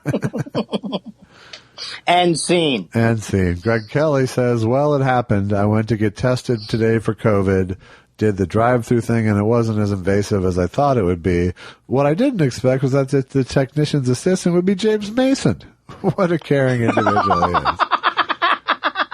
That got me because all I could think of was what the line was like and what the results were. Well, I must say that at a certain point during the crisis, I woke up one day and said, James, you've been dead long enough. It's time for you to lend a hand. And so I went and I volunteered at my local testing station, and I have to say it was very gratifying. I don't like wearing the mask, but it's what we all have to do.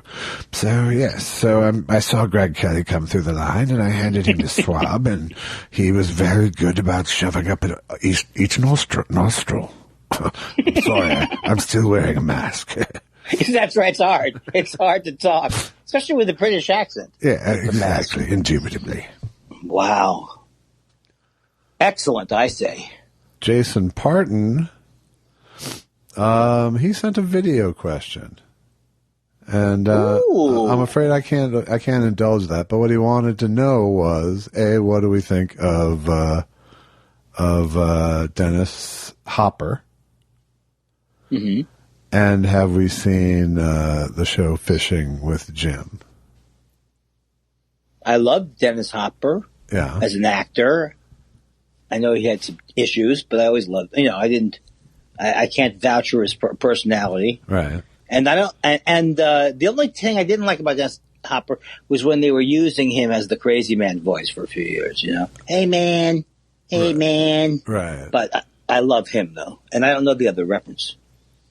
It was, Fishing with Jim. I don't know. It doesn't ring a bell. It wasn't Fishing with Jim. It was Fishing with John. I'm sorry. It was John. Fishing with John. It was John Laurie. Did you ever see that show? You mean John Laurie who's on Twitter, who's like a painter and was on John Laurie? He started the Lounge Lizards and stuff. Yeah. No, I haven't seen it. How is it?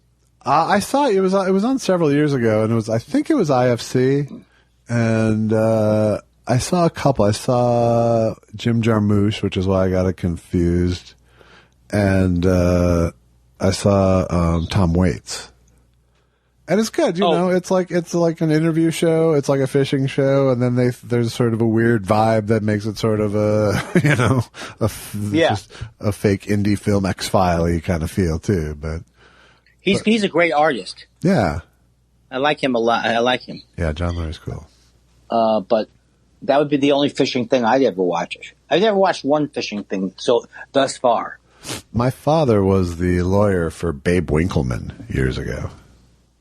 I don't know that name, but I'm ready to know. Babe Winkleman is one of the, may not be anymore, but for decades was one of the premier TV fishermen. Man. Him and Al Lindner. And in fact, my father represented Babe Winkleman in a trademark suit against the other Al Lindner. Who won? Can you say? I don't know if there was a settlement, but it was all about the phrase "teaching America to fish." And I think Babe had "teaching America to fish," and Lindner went with "teaching America to hunt and fish." Yeah. And they had a showdown.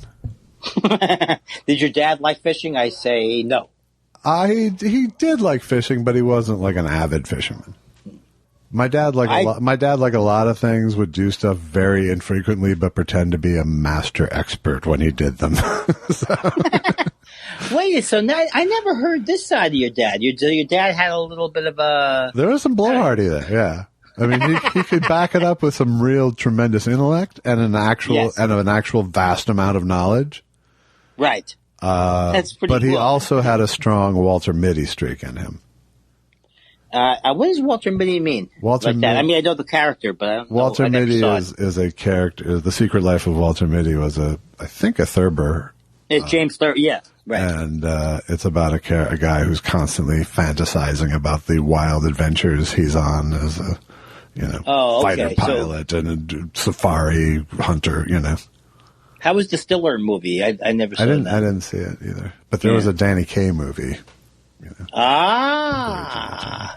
And there was a show called My World and Welcome to It, which for some reason I thought was based on Thurber, but I don't think it was. I don't know. William Wyndham was in it. Sous Vide is back. I'm sorry. Uh-oh. Yeah, Sous Vide is back to say just blue skying here tonight. I was reading up on cock rings. Love the show, by the way. And learned that they're designed for both the man and lady's pleasure. Was thinking it'd sort of feel like when the barber buzzes your ears. Maybe one for Andy's droopy. Take it away, Josh. I'm afraid that I don't like jewelry.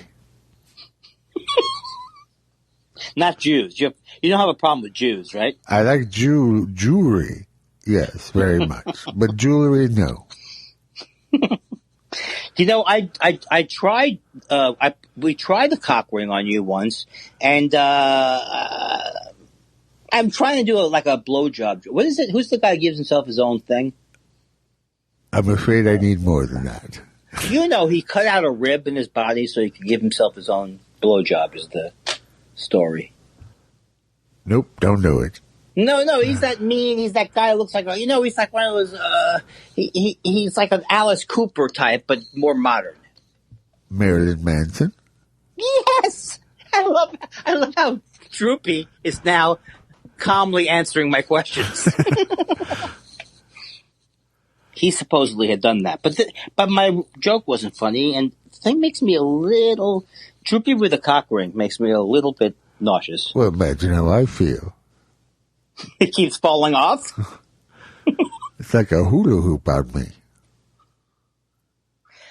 Oh, I still don't think this is good for me. Even though I'm married and it doesn't matter, it's just not good for me. Well, you might have to adjust the brand. The what? The brand. The brand. Seth Dick III says Papa Dick III has fond memories of going to the state fair, but it's canceled this year. Josh, what are your favorite state fair memories? Andy, did you go to the World's Fair? Well, take it away. Either way, I can go first. My favorite state fair memories are just eating a copious amount of food with the Weinstein clan, really. The giant slide was always a yearly thing that wasn't food related. But mostly it was all about eating for us. Aw. Yeah. Well, I thought everybody knew that I've been to two World's Fairs. I went to the 1964 World's Fair. I was 8 years old, and I went to the 1967 Expo 67 in Montreal. So I am I am better than everybody else who hasn't been there. I didn't know about the expo. Yeah. I can't believe it, too, because it does not sound like my parents to do two things like that. They had World Fair fever. They did. Well, the one wasn't World Fair fever. The one was 10 minutes from our house because it was Whitestone, and it was like the you know where the it's where the Queens, it's where the tennis it's exactly where the tennis center is. Right. Yes. You know this. I do. Why am I telling you? I do. You know, I almost had Blowhardy come out there for a second. Yeah, not really. It wasn't. Okay, good. It wasn't quite interesting enough to be blown. Or braggy enough. G. Steele says, Josh, please tell Andy that the first iteration Eddie Kindler was not only Southern, but exceedingly kind. Also, Eddie seems like the kind of worrier that keeps a comically ineffective weapon under his bed in case of a home invasion. Wiffle bat, perhaps. Josh? I don't know what the Josh is. Are you asking me if I keep a comically ineffectual weapon around the house? Well, that's true. Now, I forget because I don't remember the original impression that I did, nor do I remember what the circumstances within which I came up with it. But Eddie Kindler is very, very nice. And yeah, if anybody starts with me, you know what? Maybe I shouldn't be doing impressions. I don't know. You pretty went down the street on that one. I keep a couple of things under my pillow. Yo, like a thing. Yo, yo, yo, yo, yo, yo, yo, yo, yo, yo, yo, yo, yo, yo, yo, yo, yo, she, yo, yo, yo, yo, yo, yo, yo, she, Yoshi Yamamoto. Andy, bing. One of the downsides of never being in a fight is not knowing if you can take a shot. What if you were really Iron Chin Andy? He could have been a contender. I don't know. I can't predict the future, but I doubt that I think I would not only would have had a glass chin, I would have had like one of those that doesn't even when it crashes, it doesn't it just cuts you. No, I just don't. I don't see me taking a punch. There's a breakaway glass chin. You have a candy glass chin. That's what I meant. No, I don't see it. Do you see me as someone who can take a punch? I see you as someone who can take a verbal punch. Oh, well. And you know how they say this? It's, sticks and stones, but names will. There's a big difference between the sticks and stones. Actually, you can't take a verbal punch either. Yeah. Let's be honest. I still cry. No, I don't know. I mean, I've never seen you do the Taekwondo, so that might sway my opinion one way or the other, but I also think it would probably make me laugh seeing you do Taekwondo. I really do. Well, you know what? Not that you do it funny. Not that you do it funny. You know what this leads to? A terror when things are back to normal, of a fun demonstration in your house that leads to someone dying or there something exploding. Yeah. Or I hit Allison by mistake. Right. But I'm happy to do a demonstration for you. Okay. How can I not take you up on that? It sounds so uninteresting. Sounds like something for our coffee buyers. It sounds really unimpressive. Yeah, please do. But a black belt. You're a black belt. 3rd degree. Yes. I'm asking you very intensely. You're a black belt. Stop it saying it like that. Oh, you don't mean that kind of 3rd degree. I do, technically. Jordan Maywood says, how many cotton candy grapes do you think you could eat if I told you that if you eat enough cotton candy grapes, you will be given a 420-acre cotton candy grape vineyard? Wow. I could eat a lot of them for that, if I knew that was really good. I could eat a whole lot of cotton candy grapes for that, baby. You just tell me when to stop eating the cotton candy grapes and then give me my orchard, baby. Although one thing that reminded me of is that they still had the hot dog eating contest go on this year, but there were no spectators. Yeah. And I just, isn't that one guy, that guy wins every year. Why hasn't he, can't he also die one year? Well, tune in. I think that's part of why people tune in. It's like watching tightrope walkers. What they should do is do a hot dog eating contest where you were forced to enjoy, how many can eat ones that they enjoy? Right. Maybe. How many could you eat if you just ate at a slow human pace but didn't stop? And it wasn't a contest, and it wasn't filmed. I assume it would be fewer. That's what I think, too. There's got to be tricks. Why does that one guy win every year? What's his trick? His trick is that he's dedicated his life to the dumb fuck sport of hot dog eating. Yeah, I don't care. You know, there was a couple of minutes ago where I was like, that guy's good. I don't care about him anymore. Joey Chestnut, that's his name, by the way. Joey Chestnut. I mean, God bless him. What does he win? Does he win like $1 million? No. Hot dogs. I don't know, but it's not $1 million. I guess if you were there, it might be If fun it was to $1 million, win. I would respect it. I think I told you this, but the most depressing thing I ever heard was when they had a drinking water contest at a radio station, and someone died. Yeah, you can have water narcosis of some kind. Yes. Yeah, if you don't use the bathroom at all, and that's just like, I don't know. These don't sound like this makes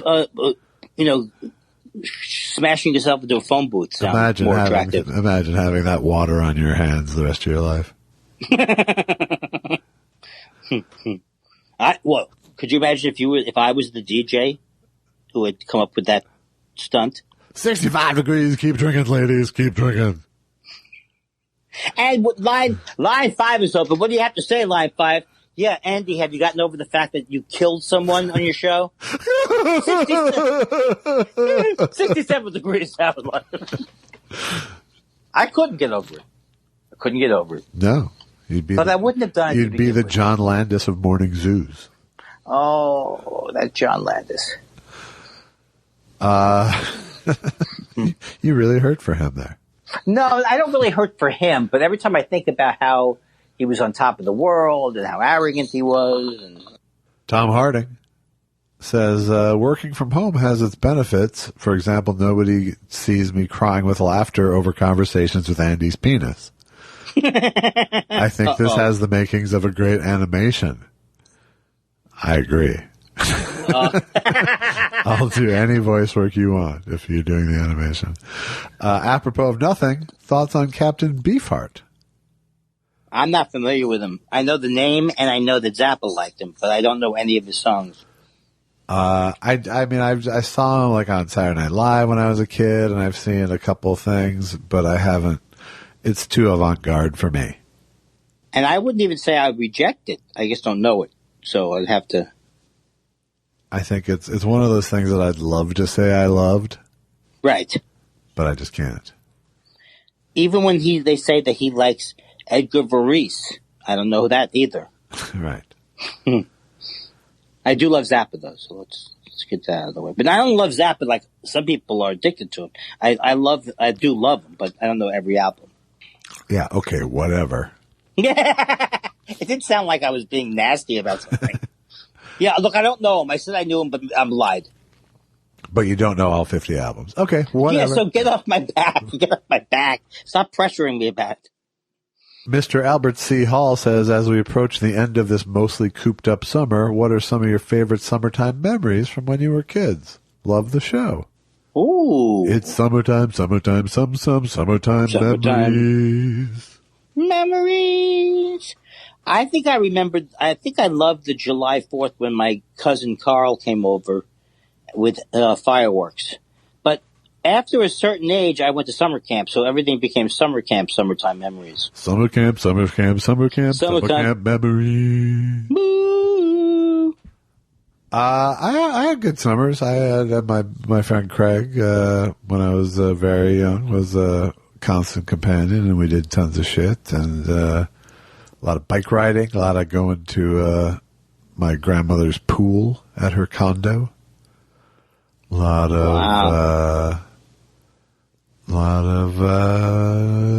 staying up late playing flashlight tag. How about fireflies? Did you have fireflies up there? They weren't prominent. More if you went out to the woods, you could see fireflies. Yeah, we had fireflies in New York. They were not a ton, but they were. We had mosquitoes up the wing. I know that part. But would you have had more mosquitoes than us in New York? Yeah. In New York? Oh, yeah. wow. Because we had open water everywhere. Oh, that's what they say is not good. But you don't have any creepy Southwest bugs. No, just the creepy northern bugs. Oh, yeah, I think I've seen big beetles there. Or what have I seen? Rabbits up near Acme. You never saw a rabbit there? A lot of rabbits, sure. Yeah, by our hotel. You went from big beetles to rabbits as if you were confusing the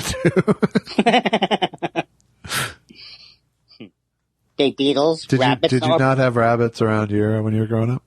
I have no memory of rabbits on the East Coast. I'm sure they were here. But I was surprised in Minnesota that there were so many of them in this I'll tell you about area. the rabbits sometimes. And see, now I have to see that. Is it a movie or a play or both? It's a book and then a movie. It's of Mice and Men. Yeah. It's John Steinbeck. Correct. It sounds like the most depressing book or movie that you could possibly get. No, there's more depressing ones, but it's not feel good. It's not a feel good thing. No. I already don't feel good. Maggie, Mother of Mayhem, says, besides the two of yous, who are your favorite stand-up comics? I have so many of them. I have Paul F. Tompkins, Maria Bamford, Gary Shandling, David Letterman, Mary. I'm really bad when I hear stand-ups. I know that I love so many people, but I can't think of anything. Jen Kirkman. Jen Kirkman is always a good answer. Nobody's funnier than Jen Kirkman. It's always a perfectly good answer as far as I'm concerned. And, Todd, I'll have to update my list. Yeah. But don't take that I mean I don't have a lot of great stand-up people. We both have stand-up people we love. I like Brian Regan. Eddie Pepitone, very funny man. Ah, yes. Terry Caulfield says, Josh, loved the movie. Jay Barr is quite something. One of my favorite parts is when he was describing the Friday nights of Trivial Pursuit at his house. He says half the questions were in the fucking living room. Congrats. Can't wait for your next talk. I don't remember half the questions in the living room, what that refers to. It refers to the fact that they were in fact the place to go in Hollywood for this period of time. Like Jack Nicholson and everybody went there, right? Played the game? Bob Dylan, Warren Beatty, Brian De Palma, Don Johnson, all these people, yeah. Yeah. That was fun. Game night. The original game night. It's a fun little section of the movie. You should see the movie. Michael Day Barr, who do you want me to be? Wait, can you see it now? Why, yes, you can. In fact, now you can see it on iTunes. No, but can I buy it somewhere? I want to buy it. Yes, you can buy it on iTunes. Or Amazon. Or Google. Or Voodoo. You sound so natural when you pitch. Thank you. Thank you, Andy. Well, no, the pleasure was all mine. Richard Cole says, hi, guys. Keep it slow and easy. And he has a turtle crossing sign. Can I just interject one thing? Sure. Okay, I was listening to the police last night. I don't want to make a big deal of it. But like the line where it goes, their logic ties you up and rapes you. I don't think that line would be written. Their logic ties you up and rapes you. I think the casual use of rape is over in songs, especially by men. Yeah. Do you agree with me that it's not something that you would I don't think song? I don't think it would be greenlit today. Yeah. I do like that song, though. I don't know if I do. That's do-do-do-do-da-da-da. Yeah, I don't think I do now that you said it like that. I love their whole. What would you call their kind of rhythm when they would do that kind of? It's got like I don't know what you call that. It's like almost like a Regatta Caribbean feel. Regatta de Blanc. Is that like is like a reggae? It's white reggae, yeah. Ah, okay. What was the word you just said? One of their albums was called Regatta de Blanc for that very reason. Okay. They were good. I like the drummer a lot. Stuart Copeland, yeah. Yeah, I like the whole band. There's just 3 of them. I mean, come on. Shut up. I knew I did. Okay, you ready? Andy Summers, Stuart Copeland, and what's the guy's name? Well, what did Sting play bass besides bass? Did he play keyboards too? No, he just played bass in the band. So when they went live, it was just those 3? Yeah. They made a lot of noise for 3 people. Andy Summers was a pedal meister. He used different pedal sounds on every song. So for that very reason, just to keep the sonic variety. And he was a huge influence on my sound, which I'm not saying is like it was a known sound, but I love the chorus CE2. I love that sound more than a reverb pedal. Yeah. All right, then. Josh. Yeah? I just did a blowhard thing. A little bit. Yeah, it's good. Patented Phil says, Josh has a dog named Lucky, and I have a cat named Murray. We know Andy doesn't have a pet, but if he did get a pet, what would it sound like if Huell Hauser were broadcasting a Dodgers game and a streaker ran onto the field? This is the greatest question. I have to say, this is the greatest question we've ever had. It's a beautiful day for a ball game here at Dodger Stadium. I'm glad y'all could be here. Kirk Gibson is up at the plate right now. I think good things are going to happen. Oh, no! There's a young man on the field right now. Apparently, he thought it would make him a big man. Anything but. Hey, you, it's Lou. I didn't get any of that. Oh, Lou, God damn it. Listen, Hugh, if you fucking tell me one more time, I'm the goddamn cameraman. Lou, could you please get yourself on tape while you're reaming me out? Look, I'm just saying. Did you get this, Lou? Are you trying to embarrass me? I'm the cameraman. My family asks me when I get home after every shoot, are you not taping when he says that? Stop it, Huell.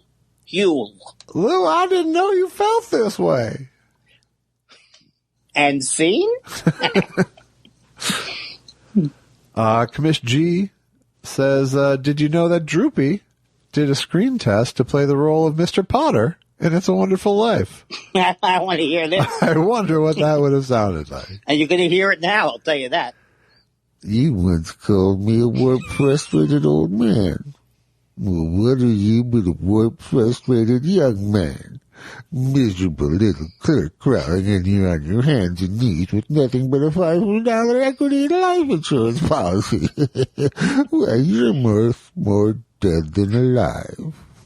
You see, but here's what doesn't work about it. What? You cannot have a droopy penis be a scary character in a show. Nobody buys it. It just sounds like pathetic. Well, there's a reason I didn't get the part, isn't there?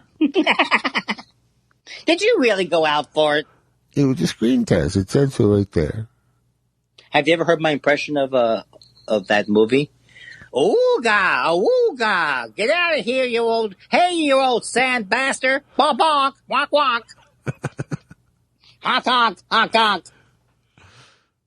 It's it's impressionistic. Yeah, I'm not going to have a baby, so take my money. Stephen Elton Yates says, Josh, if you can get Andy to give you the top 5 answers on the board, Family Feud style, things you fill with air. Oh. Blowhardy. Balloons. Bing. That's number 2. Tires. Bing. Number 1 answer on the board. I have 2 more.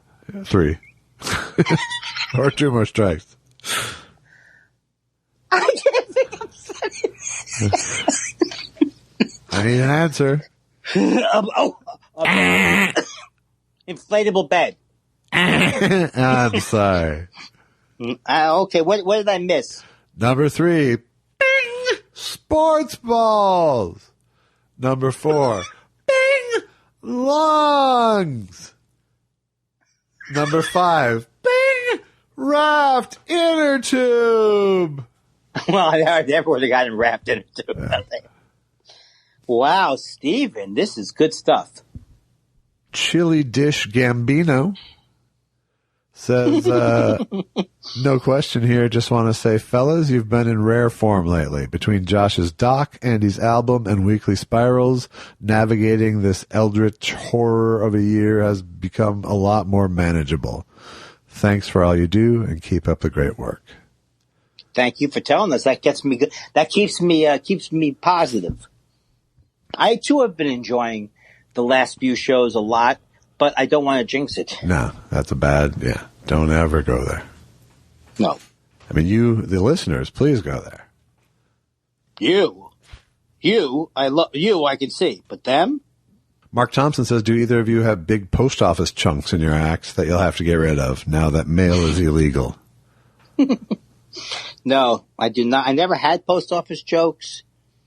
And, he doesn't have any post office material, but he has plenty of forever jokes, if you know what I mean. You mean stamps forever? No. Oh, jokes that keep going on? Oh, forever jokes. Because they're classics. What's worse, me not getting it or me finally getting it? The pairing is the lethalest. It's the most lethal.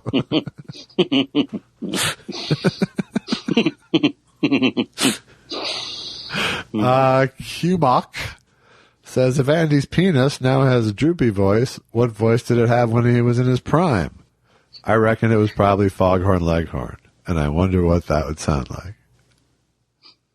I don't know what Foghorn Leghorn. I say, Susan, I say hello. I say, Susan, it's premature ejaculation. I say. I came up with another post office one. Yeah. My penis does not qualify for express mail. The best it can do is what is the 2-day one called? Priority. Second day. Yeah. Somewhat of a priority. It will get there 2 or 3 days, but don't think it's going to get there hard. Well, we know it's never made the most wanted list. And you know what's amazing? Post office penis humor. Post office penis humor.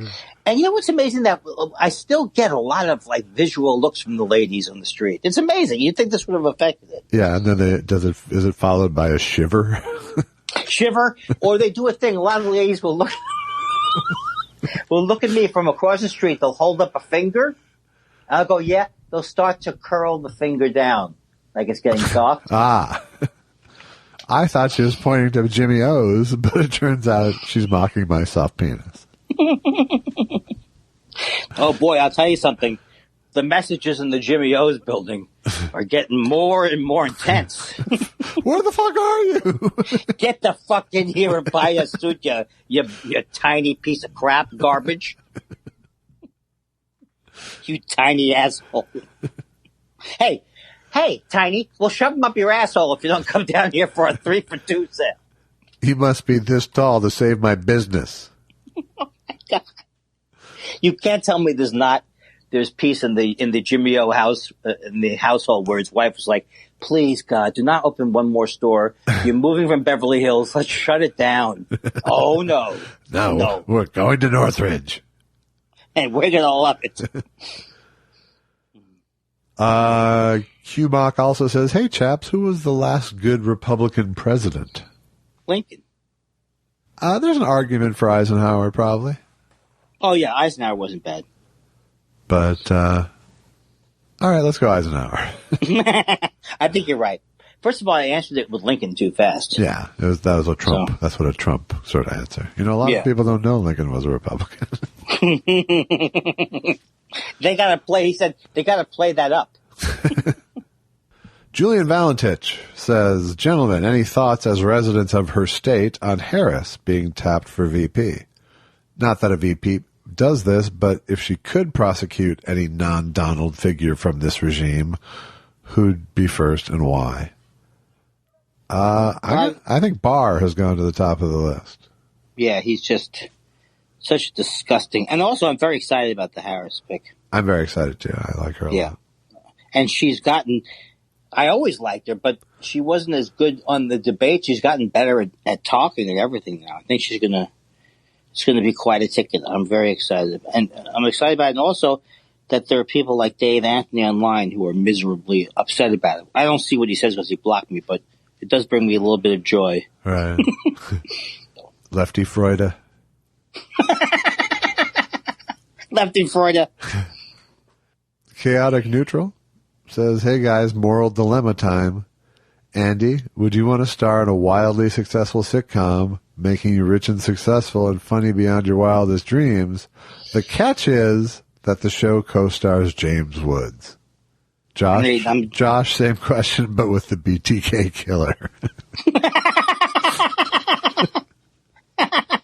No, I couldn't. I could not do a show with James Woods. I hate him so much. Yeah. Even when he tried to play with Patton at the award show, like he was like trying to be like, oh, I'm just a crazy. I hate him like poison. Yeah. Also, what is the part again? Was it good? It's a good part. Wildly successful beyond your wildest dreams. Okay, I'll take it. No, right. I can't take it. And Could you do it? I'm gonna do a hard pass on the BTK killer as well. I'm afraid. I don't believe that would be hugely successful, though. Maybe it would be. Who knows? I'd like to think I could make it work, but I'm not going to. Thrifty DJ says, would you guys consider recording a commentary track for The Fiddling Horse? Patreon? Paywall? DVD commentary? A fourth thing? Yeah, of course I'd consider it, yeah. Especially during these times of nothingness. Yeah, because he can't do his next movie, so. Right. He's doing he's doing a Jim McMahon doc, I saw. About the football player? Yes. That sounds like a good one. Could be. Yeah, he's an interesting guy. He thought he had brain problems from CTE, but it turned out it was neck problems. I watched a 30 for 30. Yeah. Well, that's just great. Michael O'Connor says, hi, guys. Andy, we have something in common. I grew up in Vestal, New York. And you, wow. And you went to SUNY B near Nay Harper College. Did you ever have a drink at the other place, bar? Yes. Yes. I saw Talking Heads there in 77. Big hit, Psycho Killer. Oh, my God. I was at the school. I have a memory of this. No. I can't believe that I wouldn't have seen... Oh, here's the truth. I just realized something. I did not get into the Talking Heads till I graduated from college. Yeah. Even though, what was their first album? 77? 77, yeah. Yeah, I didn't get into them till like 79 or 80. Otherwise, I would have definitely seen them when they were at my same school. I would hope so. Yeah. Jordy says, with Andy in the market for a new car, any chance of a test drive segment where Andy riffs on every road sign and cracks up J. Elvis Weinstein and the guy from the dealership? Well, there's no chance of it cracking me up. I know that much. I don't feel fun when I'm in those situations. No, there's a lot of tension in Andy. Yeah. And it won't come off good as a show. Guy Incognito says, Andy, can we use Groupon and a promo code when we request a $2.99 response or a $35 cameo, eh? A little off the top, am I right? I would love it if people got together, got a Groupon. That would be good. What do they take 25% cameo? Yes. Okay. They pay my manager at the 25%. Really? Yeah. He gets 10%. Or if he was your agent, he gets 10%. Really? And that's part of the cameo deal? Yeah, it's part of the cameo deal. I get 75%, and then the other 25%, Cameo takes it. They pay the agent and stuff like that. Oh wow! I was actually gonna ask if the manager gets a cut, but he does, but from them. He gets a cut from them, and also Isn't that technically a packaging deal? Well, I guess so. We'll have to let's take Bruce down so fast. Take his operation down. So you're actually doing worse if you don't have representation in some ways.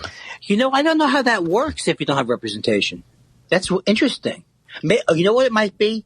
Maybe it's plus 10%, and if they don't, I think what you just said is right. If they don't, I don't know. I realize I really don't know. It doesn't make sense that some people get 75%.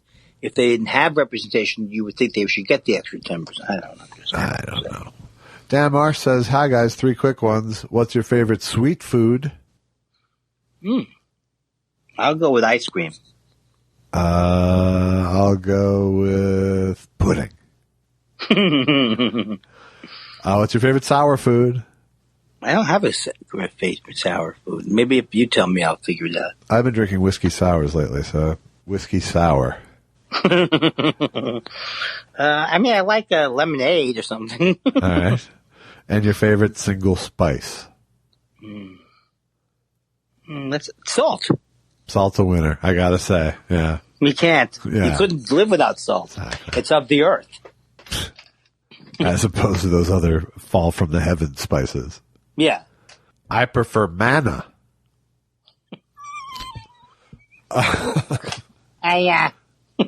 Cigar-shaped UFO says, masks are great. I don't have to shave, put in my dentures, brush my tooth. What he's saying is exactly right, because I came home from getting the mail today. I took off my mask, and I had chocolate all over my lips from a meal bar I'd eaten. So I do like the idea that people can't see your schmutz. Yeah. I didn't mind not seeing your face yesterday at all. That was the day I had the chocolate on. Yeah. You don't miss it. Colin Giles says, favorite Grateful Dead concert? I didn't have a favorite one because I only went to about 6 or 7, and they were all pretty good. Not English Town, for sure, because that was too big. I've been to one, and I didn't love it that much. Favorite Eddie Pepitone joke, also? Everything Eddie Pepitone does is great, but I do love the person who heckles from the audience who has too much personal information for a heckler. Like, Eddie, how come you haven't talked to your sister for years? that kind of thing. Yeah. It's good. Emilio Fox, who I feel like we haven't heard from in a long time. Hi, Emilio. Hi, Emilio. I made Emilio a cameo. Did you? Yeah, you know what the cameo is for? What was that? He had me make a cameo for David Feldman to tell him to make his show shorter and go outside and enjoy yourself and get away from the studio. And I think Emilio is a guest on David Feldman's show. Yeah. So. Was he an hour 6? I have not listened to it. Have you heard one of the longer shows? No. I've been on it, but I sure as hell didn't go back and listen to me. But 8 hours, I think that's a little long. That's a little long. Yeah. That's fucking Castro's going, hey, rein it in. Oh, so Emilio Fox's question, I'm sorry, is, Andy, do you think engaging in fights on Twitter has made you mentally tougher? No. It's made me more unhappy. Because nobody wins on Twitter. And nobody wins. It's not like it's first of all, no, I think I'll stick with no, because, occasionally I've had fun with fights. I have had fun fights, but at the end, it's not something you're going to put in the museum. Yeah, but it's only a fun fight for you when you feel like you're playing someone. Yes. And often it's not fun. The arguments are, I would say, never fun or edifying. Yeah, I agree. I'm not a lover of arguments in general. I say you are. Ba, ba, ba, ba, ba, ba. Yes, you are. No, you're not. Allison shows the Monty Python argument sketch to her classes each semester. It's hilarious. It's so good. Richard Cole says, my teacher in 7th grade showed us The Omen. What does Joseph Mengele think about such a scary film to a class of 12-year-olds? What's with Gregory Peck raising devil babies? I got to rethink Scout and Atticus Finch now. Well, personally, I'd have to say that it's perfectly appropriate for a 12-year-old. There are things that 12-year-olds should know. In fact, you can't have 12 without 666. Bobby. Bobby. Quarantina Faye says, when was the last time you had a hoagie?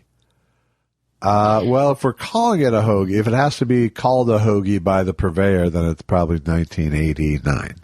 I don't know. But if a hoagie is the same as a sub sandwich, I had a sub sandwich this week. Right. And I say hoagie, I'm taking the question as, have I ever been in a part of the country where they served hoagies? And I have been, but I ever remember someone calling it a hoagie. It's a hoagie, it's a grinder, it's a sub. It's a lot of things. Yes. And it's Jimmy, but when I was growing up, we didn't have Jimmy Jabber. What's that guy? Jimmy John's? Yeah. Bad sandwiches, the Jimmy John's. I don't like Not a good sandwich. Now, Jersey Mike, he makes a good sandwich. Is that true? Yes. So if I ate a Jersey Mike now, I would not be compromising anything. No, I think you would be advancing the cause. And is it Italian-y? If you order that kind, yeah. I ordered one. I ordered one with the gabagool and the. What's gabagool? It's capicola. Oh, I got you. Is that like Italian ham? It's one of those cured meats. Oh, there's a good place in. You probably like the place in Santa Monica called the Bay Cities Deli. I love Bay Cities. Yeah. Yeah, excellent. I love it if I'm sending a production assistant to go get me lunch there. Otherwise, it's kind of a pain in the ass. Yeah. I'd like to have a production assistant. It's a good thing. Yeah. But in this case, my wife went to Jersey Mike's this week, and it's not as good as Bay City, but it's they're from the same tree. Yeah, but it's just not to be a snob, but being from New York and having delis near me all the time, I never could get into the subway thing at all, and I've tried to. Yeah, they're horrible sandwiches. That's why. They're just horrible. Quarantina Faye had 2 more parts. All right, Quarantina Faye. After the hoagie question. Improvise a rom-com movie plot right now. Hey, you just ran over my dog. Hey, you're cute. Well, who's the guy who's always everyone loves? Matthew McConaughey. Yeah. Is driving a car, and he meets Cute. It's called Meet Cute, and the female character's name is actually Cute. And his name is Meat. Oh, sorry. That was wrong. I'm wrong. I was wrong with that one, Quarantine. No, but he's a butcher. So it's Meat, M-E-A-T, Cute. Oh, sorry. And finally, Quarantina Faye says, which primarily non-comedy celebrity would do the best as a comedy performer? Non-comedy celebrity. I can't think of anybody. Brian Williams. That's true. We both agree on that. Because he's got the delivery and everything. And the deep, deep, deep desire. That's right. He has to perform. Bri. We'll go with Bri. All right, and I'm going to read a letter to finish us off. Please. Okay. Here's a letter from Susan. Says, howdy, guys. Every week I want to write you, but I fret over what to say and its worthiness. But now that I've gone through Andy's OCD masterclass, I've gained strength as I've learned of Andy's trials with PayPal anxiety and remitting payment to his therapist, his holding it together as his Adderall prescription sits in a drugstore awaiting his arrival, and of course, his general angst around killing anyone via automobile or otherwise. Thank you, Andy. Seeking humor in a time of COVID, I was watching some old Jonathan Katz stuff on YouTube. I saw an Andy Kindler video pop up, and I thought, oh yeah, that guy, he's funny. I watched some of Andy's stand-up routines, his David Letterman spots, his appearances on The Majority Report, and then some pirated State of the Industry host gigs, and yet was still jonesing for more Andy. How else would I navigate the funny? How will I know what's not funny? Who do I think was funny till Andy showed me the light? Who's still funny? Then Andy dropped Hence the Humor, and I was officially an addict laughing her ass off. But before withdrawals could set in, I wondered, does Andy have a podcast? Alas, Thought Spiral was found. I began listening. Heard you quote, "Don't call me retardo," from the classic film Lost in America, and I was home. One J. Elvis Weinstein was also found. Equal parts potent IQ and humor. If there were more replicas of Josh inhabiting this place, America might actually be exceptional. As Jiminy Glick might say, Josh came into the world stage via some first-class guy goop. I can't thank you both enough. I've never laughed so hard while watching the world implode. Love you both, Susan Rivera. Susan, that is the sweetest, it's the greatest letter. That really got me going. And I mean, the description of the show was just fantastic. Absolutely. Yeah. I don't want to say too much about it because then it sounds like I'm complimenting myself. But well, if you'd like to hear what they're both talking about, check out Andy's new album, Hence the Humor, available wherever albums are streaming. I'll tell you one thing, it's funny. All right. It's funny. I can vouch. If you want to check out my new documentary, Michael Day Bauer, Who Do You Want Me to Be? It's streaming everywhere, including now iTunes, where it was lagging. But now clean sweep across all your platforms. If you want to see Andy and I together in a movie, go see The Fiddling Horse on Amazon or YouTube Movies. If you want to see, I don't know, is there more stuff? There's got to be more. You want to support the show? Go to buymeacoffee.com/Thought Spiral. Buy us a coffee, please. Thanks to everyone who's been doing that. We've gotten another little infusion lately, and we appreciate it a great deal. These are tough times, and we appreciate it. Yeah, but people give when they don't have work themselves. That's pretty amazing. If you want to just be supportive of the show without supporting the show, go to iTunes and leave us a really nice review on our page. Talk to us at thoughtspiralshow@gmail.com during the week. If you want to buy a shirt, go to Zazzle.com/thought_spiral. Thought Spiral is produced by Alex Prezell, and that's it. Man, that sounds like when we had extra time at the end. So you ran all the credits. Right. You know, here's the thing, Josh. I don't want to do one of these things. Like right now, I could have hung up. I could have hung up right now. I just want to say that you're not so slick because you think that you... no, see? Not going to happen. Andy? Not going to happen. Andy? Yeah, what? Yeah, huh? I'm a goddamn hang-up genius.